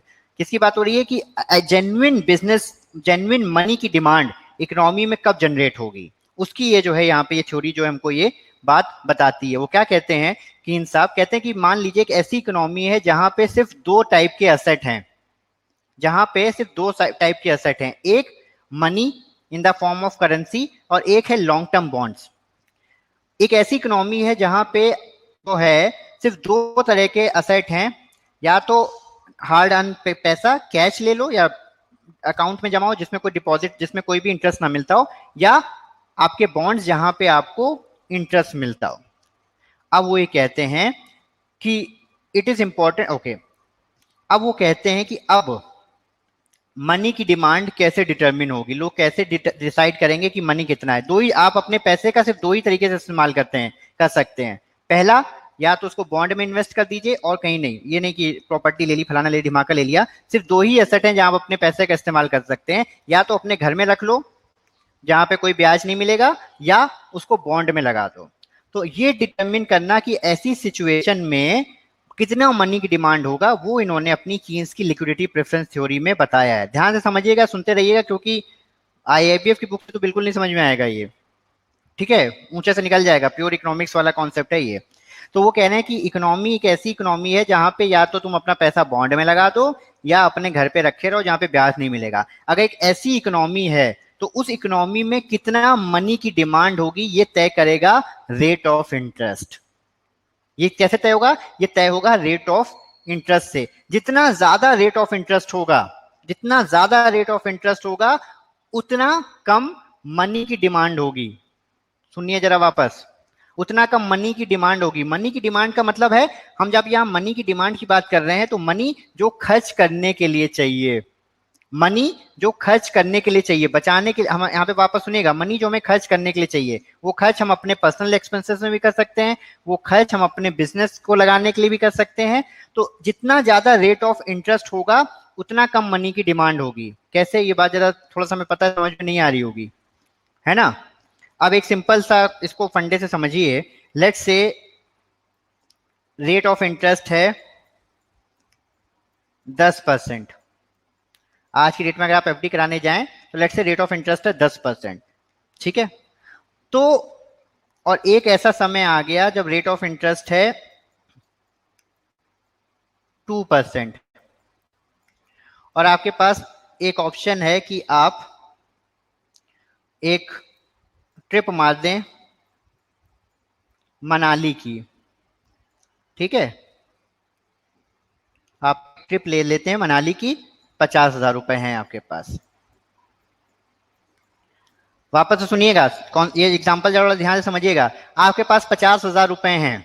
दो सिनेरियो हैं आपके पास। पहला सिनेरियो जब रेट ऑफ इंटरेस्ट 10% है, दूसरा सिनेरियो जब रेट ऑफ इंटरेस्ट 2% है। अब आप दो काम कर सकते हैं, या तो एफडी करा दीजिए और या आप मनाली घूमने चले जाइए। तो सिनेरियो 1 रेट ऑफ इंटरेस्ट 10% है, क्या करेंगे? एफडी करा देंगे कि मनाली घूमने का सोचेंगे? बताइए जरा, कौन बताएगा? कोई वीडियो एक्सेस से बता पाएगा? किसी को दें वीडियो एक्सेस, कौन बताएगा?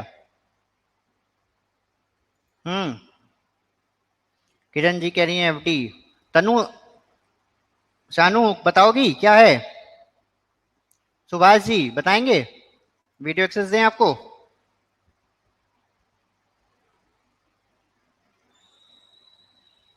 सुभाष जी। हाँ जी सर।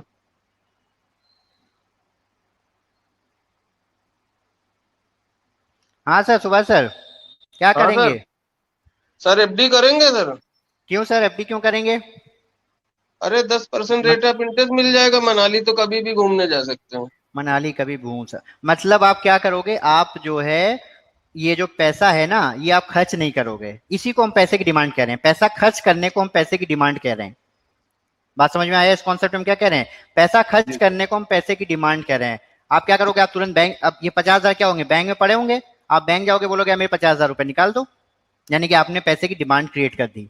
पर आप कहते हो यार नहीं यार, 10% मिल रहा है, एफडी क्यों तोड़ेंगे? पागल हो गए क्या? एफडी क्यों तोड़ेंगे? यानी आप पैसे की डिमांड नहीं करोगे, वो पैसा बैंक में आइडल पड़ा रहेगा। यही अगर आरओआई 2% हो जाए, आप बोलोगे यार खाम खा में 2% में पड़ा है यार, चलो बीवी बच्चे जो है तंग कर रहे हैं, मनाली घुमाते, 2% में क्या ही होता है। यही अगर घट के 1% हो जाए तो आप सोचोगे छोड़ो यार, खर्च करते हैं, वो 1% में क्या मिलता है, बच्चा कम से कम जीवन है, जिया जाए आराम से, बीवी बच्चों को घुमाया जाए, वही लोग खुश रहें। यही सोचेंगे कि नहीं सोचेंगे? जी। तो यही वो बात बताना चाह रहे हैं, जितना रेट ऑफ इंटरेस्ट ज्यादा होगा। चलिए सुभाष सर, हम आपका एक्सेस खत्म कर रहे हैं, वीडियो एक्सेस है ना। ओके। हम्म, ठीक है। तो यही वो हम बात बताना चाह रहे हैं। जब मनी डिमांड की बात कर रहे हैं तो वो मनी डिमांड का मतलब है वो पैसा जो लोग खर्च करना चाहते हैं। जितना ज्यादा रेट ऑफ इंटरेस्ट होगा, लोग उतना कम पैसा खर्च करना चाहेंगे, उतना ज्यादा लोग उस पैसे को सेव करना चाहेंगे, इन्वेस्टमेंट करना चाहेंगे, ठीक है, तो यही वो उन्होंने इस पूरी थ्योरी में उन्होंने बताया है। ये जो आपका जो कीन्स ने जो है, कीन्स ने यही चीज जो है वो बताई है। देखिए दिमाग की चीज है, कीन्स इकोनॉमिस्ट हैं तो उन्होंने उसको बढ़िया स्टडी करके प्रूव कर दिया, तो उनका नाम देखिए इतना है। ये बात पता तो हमको आपको भी है, देखिए सभी लोग बताए ले रहे हैं, शानू वानू सब बताए ले रहे हैं, जिनको बिल्कुल इकोनॉमिक्स नहीं आती वो भी बता ले रही कि सर एफडी करेंगे, है ना। केन साहब ने भी नहीं बताया बट वो जो है महान हो गए हैं। तो पॉइंट ये है कि जितना ज्यादा रेट ऑफ इंटरेस्ट, अब यहाँ इस ग्राफ में देखिए, ये रेट ऑफ इंटरेस्ट है, ये रेट ऑफ इंटरेस्ट का ग्राफ है।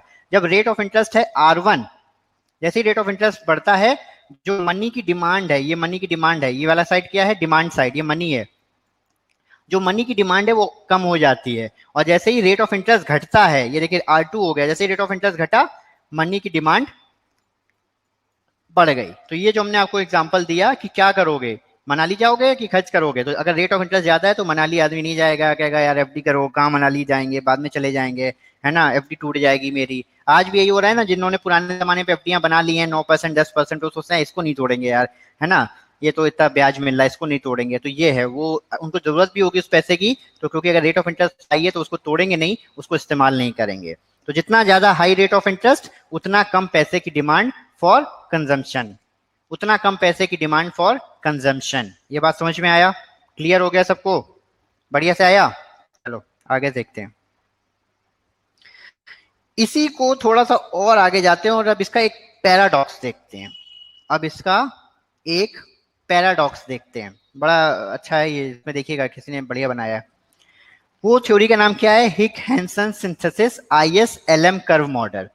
इसमें दो चीजें हम पढ़ेंगे और इस दो चीजों के अलग अलग अपोजिट चीजें पढ़ेंगे, अलग अलग क्योंकि अपोजिट होंगी तो दोनों का कर्व अलग बनेगा। एक का कर्व अगर यूं बनेगा, डिमांड सप्लाई में देखा था ना, डिमांड वाला कर्व यूं, कहाँ चला गया भाई पेन, डिमांड वाला अगर कर्व यूं बनाता था, अरे यार चल, डिमांड वाला कर्व यूं बनता था, सप्लाई वाला यूं बनता था, क्योंकि जो बायर्स है उनकी एक्सपेक्टेशंस अलग होती हैं, सप्लायर्स की अलग होती हैं और दोनों अपोजिट होती हैं। सेम वे में ये जो हिक हैंसन है, इसमें हम दो कर्व पढ़ेंगे, IS कर्व अलग चलेगा, LM कर्व अलग चलेगा, और जहां दोनों लोग मिल जाएंगे वही वही रेट ऑफ इंटरेस्ट उस इकोनॉमी में होना चाहिए। हम लोगों ने क्या कल पढ़ा था, सप्लाई डिमांड सप्लाई कर्व में, हम लोगों ने कल डिमांड सप्लाई कर्व में पढ़ा था कि बायर कह रहे हैं ऐसे चलो, कहाँ चला गया, बायर कह रहे हैं ऐसे चलो, सप्लायर कह रहे हैं ऐसे चलो, तो तय कैसे होगा कि क्या प्राइस होगा, इक्विलिब्रियम प्राइस क्या होगा। सेम वे में इकोनॉमी में रेट ऑफ इंटरेस्ट क्या है, रेट ऑफ इंटरेस्ट को तुम प्राइस मानेंगे ना। आप लोन लेने जाते हो, आप पूछते हो कि क्या है, कितना रेट ऑफ इंटरेस्ट है, रेट ऑफ इंटरेस्ट मतलब आपकी कॉस्ट। आप कोई सामान लेने जाते हो क्या पूछते हो, कितना प्राइस है। जब आप लोन लेने जाते हो क्या पूछते हो, कितना प्राइस है नहीं पूछते हो, क्या पूछते हो, रेट ऑफ इंटरेस्ट। यानी रेट ऑफ इंटरेस्ट ही प्राइस है, रेट ऑफ इंटरेस्ट ही प्राइस है जो आपको पे करना पड़ रहा है उस लोन को लेने के लिए। मूलधन तो क्योंकि चुकाना ही चुकाना है ना, वो तो अलग ही बात है। तो इस दो अलग अलग थ्योरियां पढ़ेंगे और तय करेंगे कि किसी इकोनॉमी में कितना रेट ऑफ इंटरेस्ट है, ये कैसे तय होता है। ठीक है, तो चलो देखो IS कर्व देखते हैं। IS कर्व मींस, ये यहां से देखिए, IS curve means investment and saving curve. ठीक है, here in this curve I is rate of interest, ये ROI है, ठीक है, ये ROI है और ये इनकम है। ये जो Y लिखा है ना, Y का मतलब है इनकम, इनकम। तो ये ROI हो गया और ये इनकम हो गया। तो ये जरा कर्व जरा ध्यान से देखो, फिर से वापस से ध्यान से देखो, ठीक है। जितना ज्यादा रेट ऑफ इंटरेस्ट है, जितनी कम इनकम है, उतना ज्यादा रेट ऑफ इंटरेस्ट है, देख रहे हो।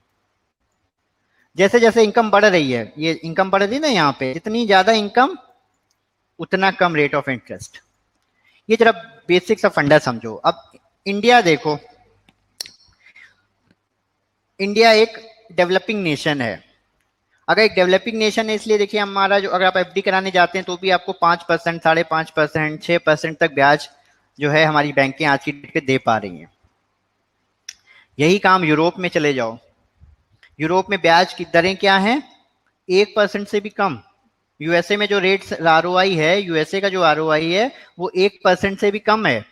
जापान का हमने केस बताया था, जापान कह रहा है यार फ्री में ले लो लोन, बिल्कुल जो है मेट्रो बना लो अपनी, हमको 0.01% दे देना, ले लो। क्यों, क्योंकि जापान बहुत डेवलप्ड नेशन है, एक तो उनके देश में डिमांड नहीं है, दूसरे ऑलरेडी वो उनको जो करना था वो सब कर चुके हैं, कुछ नया बनाने की उनको जरूरत ही नहीं है, तो पैसा क्या करें, डेवलप्ड नेशन। तो जितना डेवलप नेशन की क्या पहचान है, वहां के लोगों की इनकम बहुत ज्यादा होगी, पर कैपिटा इनकम जो है हमारे देश में, पर कैपिटा इनकम कितनी है? 1900 2000 पर डॉलर, $2000 पर पर्सन, ठीक है। जापान वगैरह में कितनी है ना, अमेरिका में कितनी है? 30-30 हजार डॉलर। वो हमसे कितना 15-20 गुना हमसे आगे डेवलप्ड हैं। तो जितनी ज्यादा इनकम उतना कम आरओआई। आप खुद देखते होगे, आपकी बैंक में एक बड़ा कस्टमर आता है जो बहुत अमीर है, आप उससे कहते हो सर लोन ले लो, वो कहता है यार हम नहीं लेंगे, हमारे पास खुद का इतना पैसा है, तुम्हारा पैसा लेके क्या करेंगे। आप कहते हो सर सस्ते में दे रहे हैं, है ना, कितने में दोगे? वो कहता है, और वो जितना सस्ता हो सकता है लोन आपको उसको देना पड़ेगा, वरना वो लोन नहीं लेगा आपसे। क्यों? क्योंकि उसके पास खुद का बहुत पैसा है। यानी जितनी ज्यादा इनकम होगी उतना कम आरओआई उस देश में होगा। क्यों? क्योंकि किसी को डिमांड ही नहीं है। आरओआई कब बढ़ाओगे? आरओआई तो तब चार्ज कर सकते हो ना जब लोगों को पैसे की जरूरत है।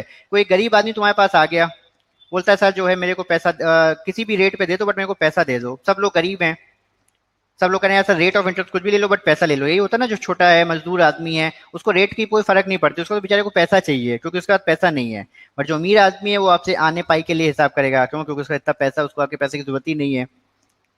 यही समस्या अमीर देशों के साथ है। जितना अमीर देश, ठीक है, जितनी ज्यादा इनकम उतना कम रेट ऑफ इंटरेस्ट उस देश में होगा।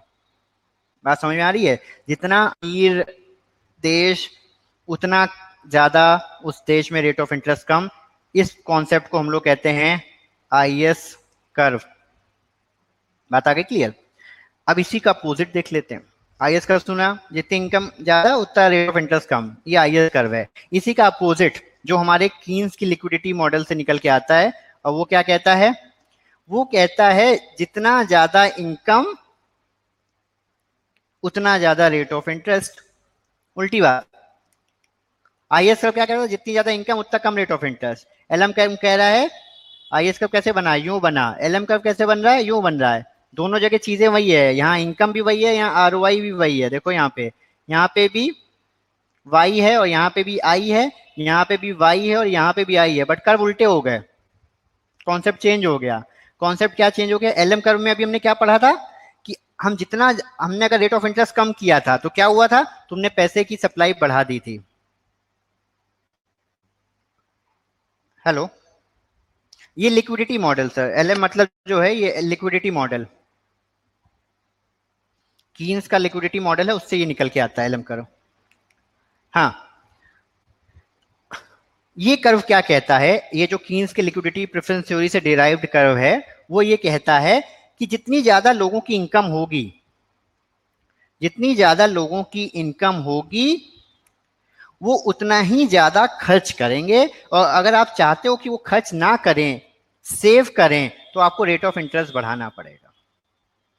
छोटा सा एग्जांपल देख लीजिए, इसको फिर से अंडरस्टैंड कीजिए कि आपकी इनकम है 1 लाख रुपए महीना, ठीक है, और आज से लेट से 2 साल बाद या लेट से आज से 10 साल बाद आपका बच्चा किसी बड़े कॉलेज में पढ़ने जाएगा, और आप कितना कमाते हैं महीने का? 1 लाख रुपए।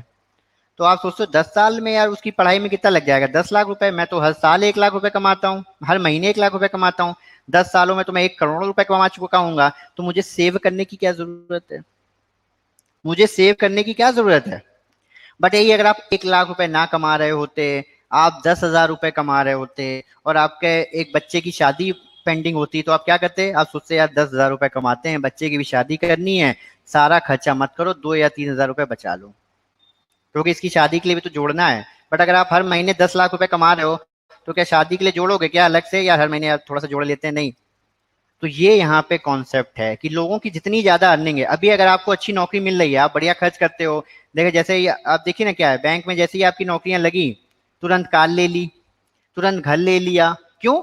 इनकम है भाई, इनकम है आपके पास इनकम है, तो आप बचाने के चक्कर में नहीं हो। आप सोचो क्या हो गया यार, ऐसा क्या बचा के क्या करेंगे? हर महीने तो कमा ही लेते हैं हम, हर महीने तो 1 लाख रुपए खाते में आ ही रहे हैं, हर महीने 50,000 रुपए आ ही रहे हैं, बचाने की क्या जरूरत है? बट अगर कल कोई बात पता चल जाए कि नौकरी चली जाएगी, यही एक सिंपल कॉन्सेप्ट आ जाए कि मोदी जी निकाल देंगे 2 साल बाद, तो क्या होगा?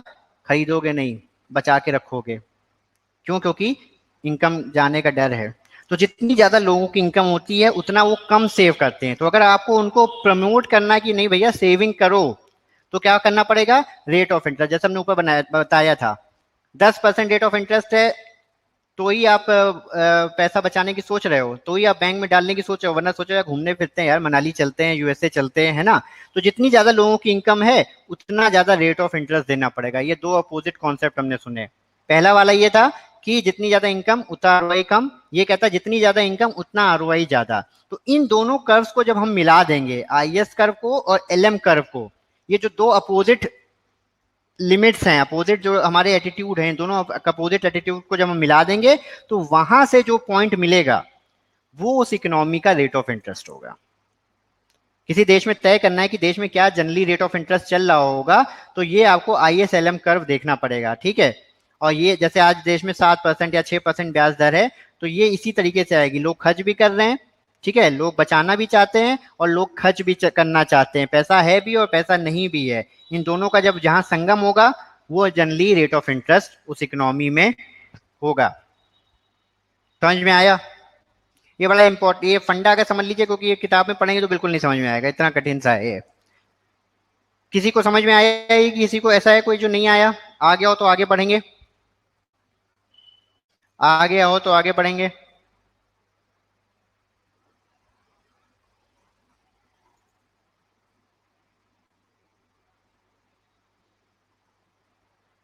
आ गया माधुरी?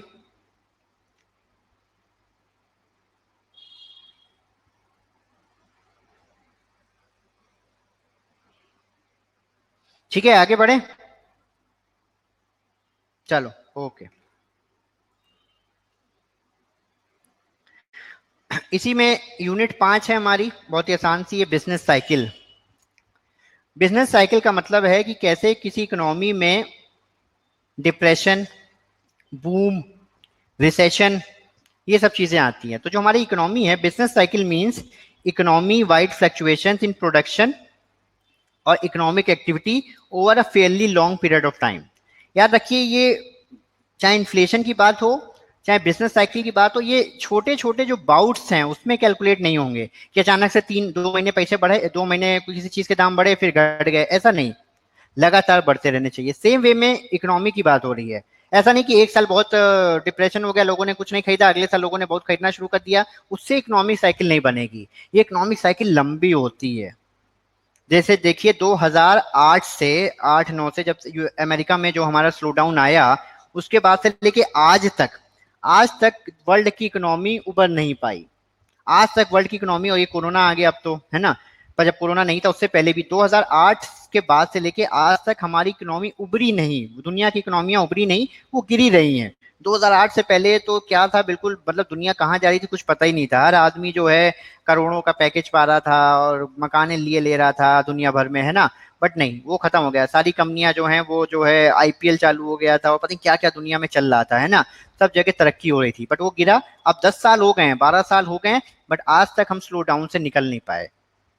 तो ये जो बिजनेस साइकिल होती है बड़े लंबे पीरियड तक चलती हैं, लंबे समय तक रिसेशन चलेगा, 10 से 12 साल, लंबे समय तक 15 से 20 साल डिप्रेशन चलेगा, रिसेशन चलेगा, ये बड़े लंबे समय तक, करीब 30 से 40 साल तक का जो है ये पूरा, ये जो पूरी है जो है साइकिल चलती है ना। जहां से शुरू किया, मान लो आज रिसेशन से शुरू किया है, तो ये रिसेशन से अगले रिसेशन तक आने में 30 से 40 लग जाते हैं। तो जनरली इतनी लंबी जो है एक बिजनेस साइकिल होती है हमारी। तो बिजनेस साइकिल के कुछ 2-3 फंडे हैं। पहला फंडा क्या है, ये सिंक्रोनिक है। सिंक्रोनिक का मीन्स मतलब अगर एक भी सेक्टर में दिक्कत आएगी तो सारे सेक्टर में आएगी। मतलब पूरी इकोनॉमी डूबती होगी, पूरी इकोनॉमी या तो बढ़ती होगी। आज की डेट में ऐसा नहीं है कि रियल एस्टेट गिरा है और बाकी सब बढ़िया कर रहे हैं, नहीं नहीं, ऐसा नहीं होगा। सभी सेक्टर गिरेंगे, रियल एस्टेट भी गिरेगा, ऑटो भी गिरेगा, मैन्युफैक्चरिंग भी गिरेगा, सर्विसेज भी गिरेगा, एग्रीकल्चर भी गिरेगा, सब कुछ गिरेगा। और जब बढ़ेगा तो सब कुछ बढ़ेगा।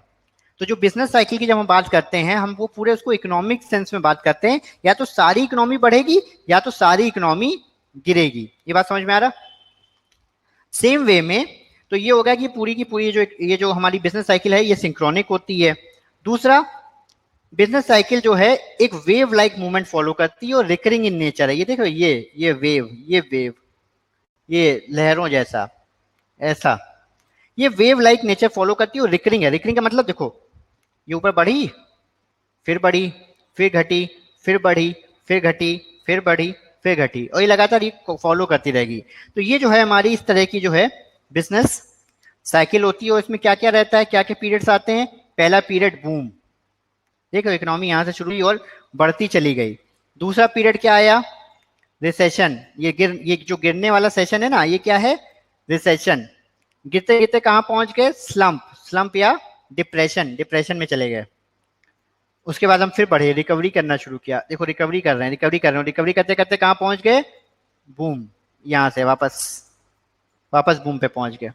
वापस फिर से गिरे, ये रिसेशन में पहुंच गए, रिसेशन के बाद यहाँ स्लम्प पे पहुंच गए, स्लम्प के बाद वापस रिकवरी पे पहुंच गए, रिकवरी के बाद बूम पे पहुंच गए, बूम के बाद वापस। ये साइकिल चलती रहेगी, ये साइकिल कभी भी रुकेगी नहीं, ठीक है। और ये कोई भी दुनिया की इकोनॉमी हो, कोई भी कुछ हो, इससे बच नहीं सकती है। होता क्या है, जरा इसका बेसिक फंडा समझ लीजिए, बेसिक कैरेक्टर समझ लीजिए, और आपको समझ में आएगा कि ऐसा क्यों होता है, उसको क्यों रोका नहीं जा सकता। बूम देखिए, प्रोडक्शन, इसके फीचर्स देख लीजिएगा, फीचर्स अक्सर पूछ लेते हैं कि क्या अगर ये फीचर्स चल रहे हैं तो हमारी इकोनॉमी किस स्टेट में चल रही है, ठीक है। बूम क्या है, production capacity is fully utilised and products fetch above normal price. This gives more profit and more businessmen are induced to establish more factories, buy new machines, and employ workers at higher wages. All this results in increased cost of final products. As this cost increases, salary of people doesn't increase in the same proportion, and they find it difficult to afford this product and are faced to reduce their consumption, and thus demand becomes stagnant or even reduces. Boom is the peak period of the economy. होता क्या है, होता ये है कि कल भी आप लोगों को बताया था, जो हम डिमांड एंड सप्लाई का चैप्टर पढ़ा रहे थे, जहां पैसा मिलेगा ना वहां सप्लायर पहुंच जाएंगे। ये बताया था ना, जहां पैसा मिलेगा वहां सप्लायर पहुंच जाएंगे। और अभी ऊपर क्या बताया, जितनी ज्यादा इनकम उतना ज्यादा लोग जो है खर्चीले हो जाते हैं। ये शुरू होता है, आज आप सबकी नौकरियां लग गई, ठीक है। आज से 10 साल पहले शायद आप में से जितने लोग यहाँ पढ़ रहे हैं उनमें से मोस्टली लोगों के पास नौकरियां नहीं होंगी। जब आपके पास नौकरियां नहीं थी तो आप खर्चा भी नहीं कर पाते थे। आज नौकरी है तो आप बढ़िया मस्त खर्चा कर रहे हैं। यहीं से शुरू होती है साइकिल। आप में से सबकी नौकरियां लग गई, ठीक है। आप सोचते हो यार नौकरी लग गई, बढ़िया 4-5 साल हो गए, कार खरीद लेते हैं। आप सोचते हो क्या, घर खरीद लेते हैं। आप सोचते हो क्या, एसी खरीद लेते हैं, मोबाइल फोन खरीद लेते हैं। ऐसे करके सब लोग यही सोचते हैं कि हम ये चीजें खरीद लेते हैं। अब यहाँ से शुरू होता है बवाल। बवाल क्या है, और जो हमने आपको पहले चैप्टर में पढ़ाया था कि ह्यूमंस की वांट है अनलिमिटेड। लायनल रॉबिन्स की डेफिनेशन, स्कार्सिटी डेफिनेशन, क्या कहा था लायनल रॉबिन्स ने, लायनल रॉबिन्स ने कहा था मैन की वांट अनलिमिटेड है, ठीक है, बट उनको पूरा करने के जो साधन है वो लिमिटेड हैं, और वो जो लिमिटेड साधन है उनके ऑल्टरनेटिव यूजेस हैं। यही बवाल यहाँ पे आ जाता है। अब आप सबको मकान चाहिए, अब आप सबको कार चाहिए, अब आप सबको वो चाहिए, फोन चाहिए, एसी चाहिए, पर इनको पूरा करने के लिए जो रिसोर्सेज हैं वो तो लिमिटेड हैं। तो क्या किया जाएगा, यहाँ से शुरू होती है तीसरी बात। पहला शुरू होगा डिमांड पुल इन्फ्लेशन। आप सब लोग चले गए मकान लेने, तो किसको मकान मिलेगा, जो सबसे ज्यादा कीमत दे पाएगा। पर अब जब आप कहोगे नहीं यार हमको भी दो, हमको भी दो, तो अब यहाँ पे सप्लायर बोलेंगे बड़ा पैसा इस फील्ड में, लोग बड़ा पैसा दे रहे हैं, तो सप्लायर कूद पड़ेंगे। वो कहेंगे कोई नहीं सर, हम ये नई टाउनशिप बना रहे हैं, यहाँ आ जाओ। लोग वहां भाग के चले जाएंगे। लोग कहेंगे अरे यार मकान तो बड़े अच्छे बिक रहे हैं, बड़ा रियल एस्टेट में बूम है ना। हम लोग भी, सारे सप्लायर जो हैं वो अब टाउनशिप बनाना शुरू कर दिए। पर ये जितने रिसोर्सेज हैं लिमिटेड है, क्या होगा, सीमेंट की नई फैक्ट्रियां लगने लग गई, नए नए भट्टे लगने शुरू हो गए, नए नए स्टील सीमेंट की फैक्ट्रियां निकल आई। और बनेंगे किसी जगह पे बनेंगे ना, रियल एस्टेट टाउनशिप कहाँ बनेगी, किसी जमीन पे बनेगी, वो जमीन के दाम बढ़ना शुरू हो गए, अगल बगल के प्राइसेस बढ़ना शुरू हो गए, है ना। सब कह रहे नहीं नहीं ऐसा जमीन ले लो हमारी, बट जमीन का जो है पर 1 गज की जमीन मतलब 1 बीघा जमीन जो 1 करोड़ रुपए में देंगे, कोई कह रहा हम 2 करोड़ रुपए में देंगे। सप्लायर बोले हैं कोई चिंता वाली बात नहीं है, लोग बिल्कुल इस समय बूम है सेक्टर में, लोग खरीदे पड़े हैं मकान, किसी भी रेट पे बेचो लोग ले रहे हैं। अब यहाँ से लालच, लालच जो है वो शुरू होगा। हर रिसोर्सेज लिमिटेड हैं, जिस भी रेट पे रिसोर्सेज मिल रहे होंगे ना, सप्लायर्स उसको खरीदने लगेंगे। जिस भी रेट पे रिसोर्सेज मिलेंगे सप्लायर्स उसको खरीदने लगेंगे, और वो महंगे प्रोडक्ट्स बायर को बेचने लगेंगे। अब बायर की लिमिटेशन यहाँ पे जो है आना शुरू होती है। हम आपको कहते हैं कि 50 लाख का मकान है, आप ले लोगे। हम कहते हैं 60 लाख का है, आप फिर भी एक बार कोशिश करके ले लोगे, पर अब मकान हो गए हैं 3 करोड़ के, ले पाओगे क्या। और ये खाली मकान की बात नहीं है, सभी चीजों के साथ ये महंगा हो गया, क्योंकि आपने एक साथ सब चीजें खरीदनी शुरू कर दी। आपने महंगे महंगे ब्रांड्स खरीदने शुरू कर दिए थे कपड़ों के, महंगे महंगे जो है होटलों में खाना शुरू कर दिया था, सब जगह रेट्स बढ़ गए। अब हर जगह रेट्स बढ़े हुए हैं, और आपके पास आपकी इनकम उस रेट्स में नहीं बढ़ पा रही है। सारे लोगों की इनकम उस रेट में नहीं बढ़ेगी, प्राइसेस बहुत तेजी से बढ़ जाएंगे, इनकम उस तेजी से कभी नहीं बढ़ेगी। अब क्या होगा, अब आपको लगेगा यार बड़ा महंगा है, 3-3 करोड़ का मकान है, 4-4 करोड़ का मकान है, कौन खरीदेगा, मत खरीदो। आपको लगेगा कारें यार 25-25 लाख की कारें आ रही है यार, इतना ही तो बताओ कैसे खरीदेंगे, आप नहीं लोगे। अब क्या होगा, डिमांड नहीं रह जाएगी, सप्लाई खड़ी है। आज की डेट में क्या हो गया है, आज की डेट में नोएडा में, गुड़गांव में, एनसीआर में, पुणे में फ्लैट्स बन के खड़े हैं, उनमें कोई रहने वाला नहीं है, डिमांड नहीं है, क्योंकि बना तो दिए, बूम पीरियड में बना दिए थे, अब डिमांड, वो डिमांड घट गई, आज की डेट में उनको कोई लेने वाला नहीं है। यहीं से रिसेशन आना शुरू हो जाएगा, यहीं से रिसेशन आना शुरू हो जाएगा। इन्वेंट्री पड़ी रहेगी, आइडल पड़ी रहेगी, इन्वेंट्री बनी हुई चीजें पड़ी रहेंगी, कोई लेने वाला नहीं होगा। जब लेने वाला नहीं होगा तो अगला स्टेप क्या होगा, अगला स्टेप होगा नौकरी से निकालो लोगों को, नौकरी से निकालो लोगों को। ये जितनी कंपनियां हैं जिन्होंने नई नई फैक्ट्रियां खोली थी, नई नई साइट्स बनाएंगी, ये फैक्ट्रियां बंद करना शुरू कर देंगी, फैक्ट्रियां बंद हो जाएंगी, लोगों को नौकरी से निकाला। आज क्या हो रहा है, जैसे ही जो आपका ये आया कोरोना, कोरोना के बाद सबसे पहला काम क्या हुआ, लोगों की नौकरियां चली गई। जब भी रिसेशन आएगा, जब भी डिमांड कम होगी, पहला असर किस चीज पे पड़ेगा, नौकरियों पे, लोगों की नौकरियां जाना शुरू हो जाएंगी।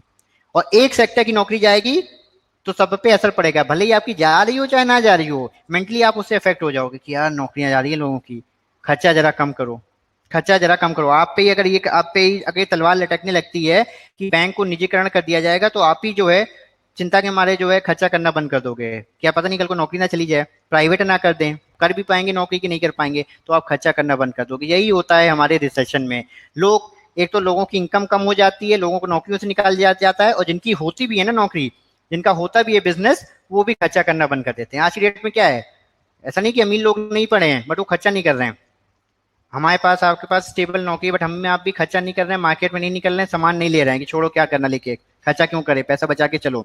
ये हो जाता है रिसेशन में। तो जो ऑलरेडी अनसोल्ड इन्वेंट्री होती है वो पाइलअप होती चली जाती है, रिसोर्सेज आइडल पड़े रहते हैं, इसका असर क्या होता है, और लोगों की नौकरियां जाती हैं, और चीजों की डिमांड कम हो जाती है। कोई, अब कोई भी नई फैक्ट्री नहीं खोल रहा, अब कोई भी नया शोरूम नहीं बना रहा, अब कोई भी नई कारें नहीं बना रहा।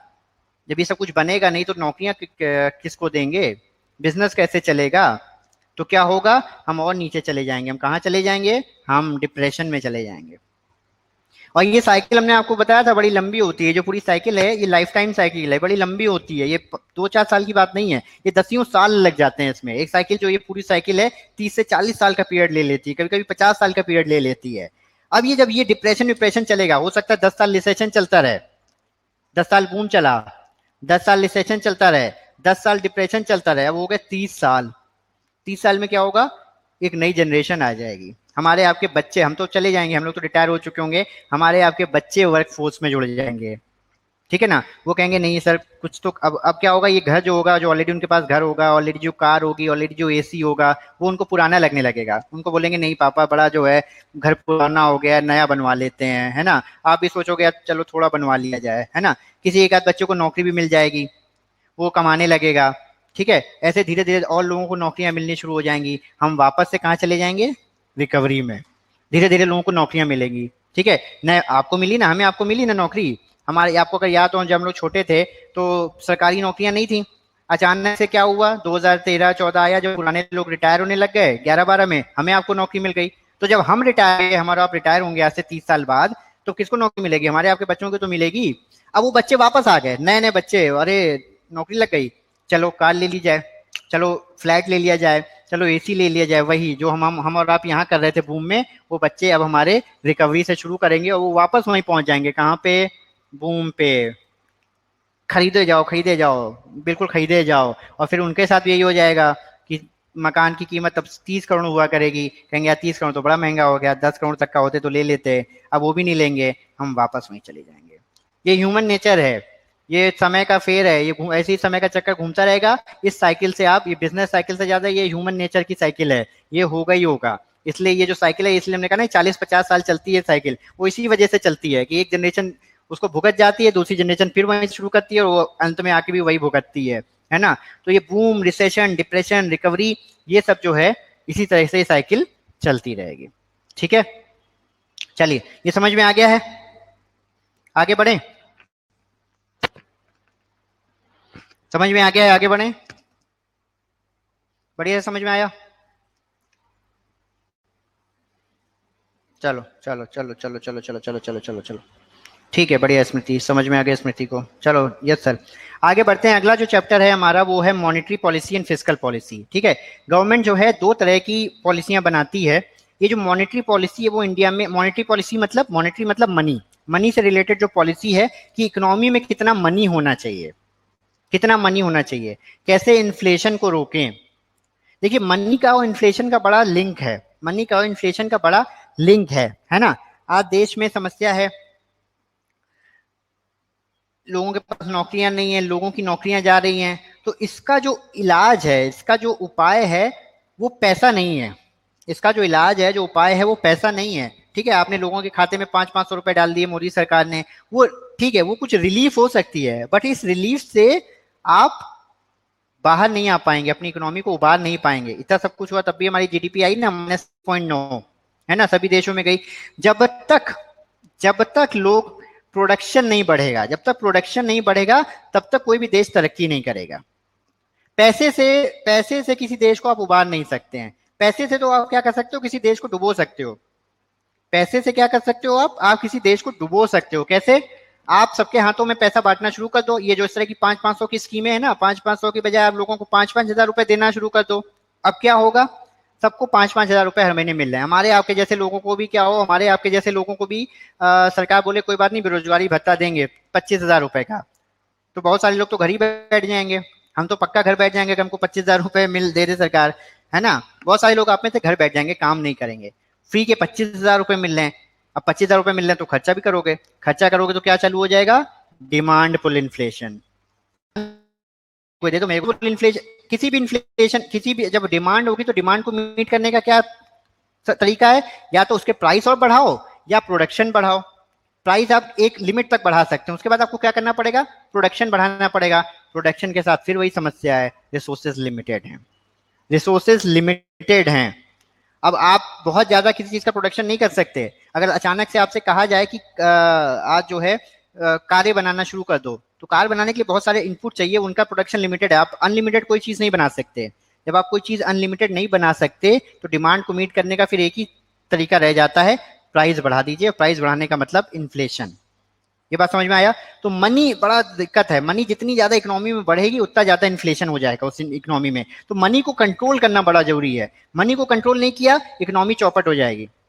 इसलिए जितनी भी गवर्नमेंट है, ये जो स्टिमुलस पैकेज आते हैं, सरकार 20 लाख करोड़ पैकेज डालती है, ठीक है, अभी तो नहीं, बट पहले जब आरबीआई अच्छी संस्था हुआ करती थी तब आरबीआई इन सब चीजों पे बड़ा ध्यान रखती थी कि कितना मनी। आपको याद होगा कि रघुराम राजन साहब जब हुआ करते थे, है ना, डी सुब्बा राव साहब जब हुआ करते थे, उनकी इसी बात पे फाइनेंस मिनिस्टर से लड़ाई हुआ करती थी कि हम जो है रेपो रेट कम नहीं करेंगे। इसी बात पे लड़ाई हुआ करती थी, डी सुब्बा राव साहब और हमारे प्रणब मुखर्जी साहब फाइनेंस मिनिस्टर थे तब, इसी बात पे लड़ाई होती थी। क्यों? क्योंकि उन्हें पता है रेपो रेट कम करने का मतलब मार्केट में लोन लेना आसान हो जाएगा, कर्जा लेना आसान हो जाएगा। कर्जा लेना आसान मतलब लोग कर्जा ले लेके खर्चा करेंगे, खर्चा तो कर देंगे बट हमारे रिसोर्सेज तो लिमिटेड हैं।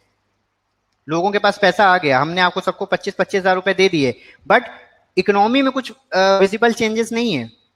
ऐसा कोई काम हमने नहीं किया जिससे सप्लाई बढ़ सके, जिससे चीजों को बनाना आसान हो सके। हमने ऐसा कोई काम नहीं किया, सिर्फ लोगों के हाथों में पैसा दे दिया है। तो क्या होगा, डिमांड पुल इन्फ्लेशन आएगा और इन्फ्लेशन हमारी इकोनॉमी को बर्बाद कर देगा। एक देश है जिम्बाब्वे, जिम्बाब्वे करके एक देश था, वहां पे ऐसा हो गया कि आप अगर वहां पे 1 करोड़ रुपए का नोट लेके जाते हैं, 1-1 करोड़ रुपए का नोट लेके जाते हैं, 1-1 करोड़ रुपए का नोट का बंडल लेके जाते हैं, तो वहां सिर्फ ब्रेड का एक पैकेट मिलता है। क्यों? क्योंकि उन्होंने वही काम किया, देश की तरक्की में कोई काम नहीं किया, पैसे छापते गए, पैसे छाप छाप के लोगों को देते गए। वहां पे टीचरों की तनख्वाह जो है 2-2, 5-5, 10-10 करोड़ रुपए है, और उस 10-10 करोड़ रुपए से मिलता कुछ नहीं है।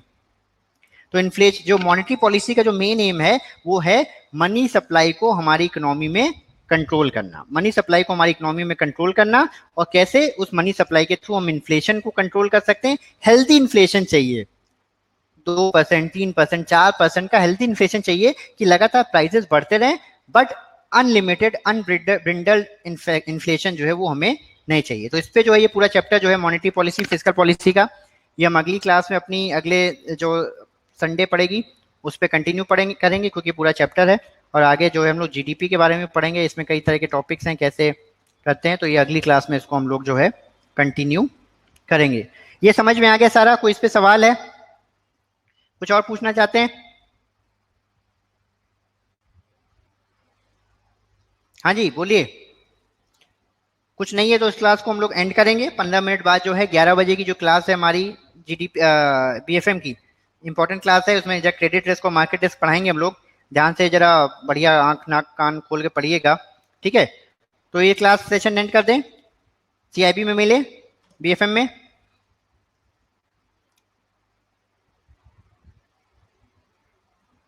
ठीक है,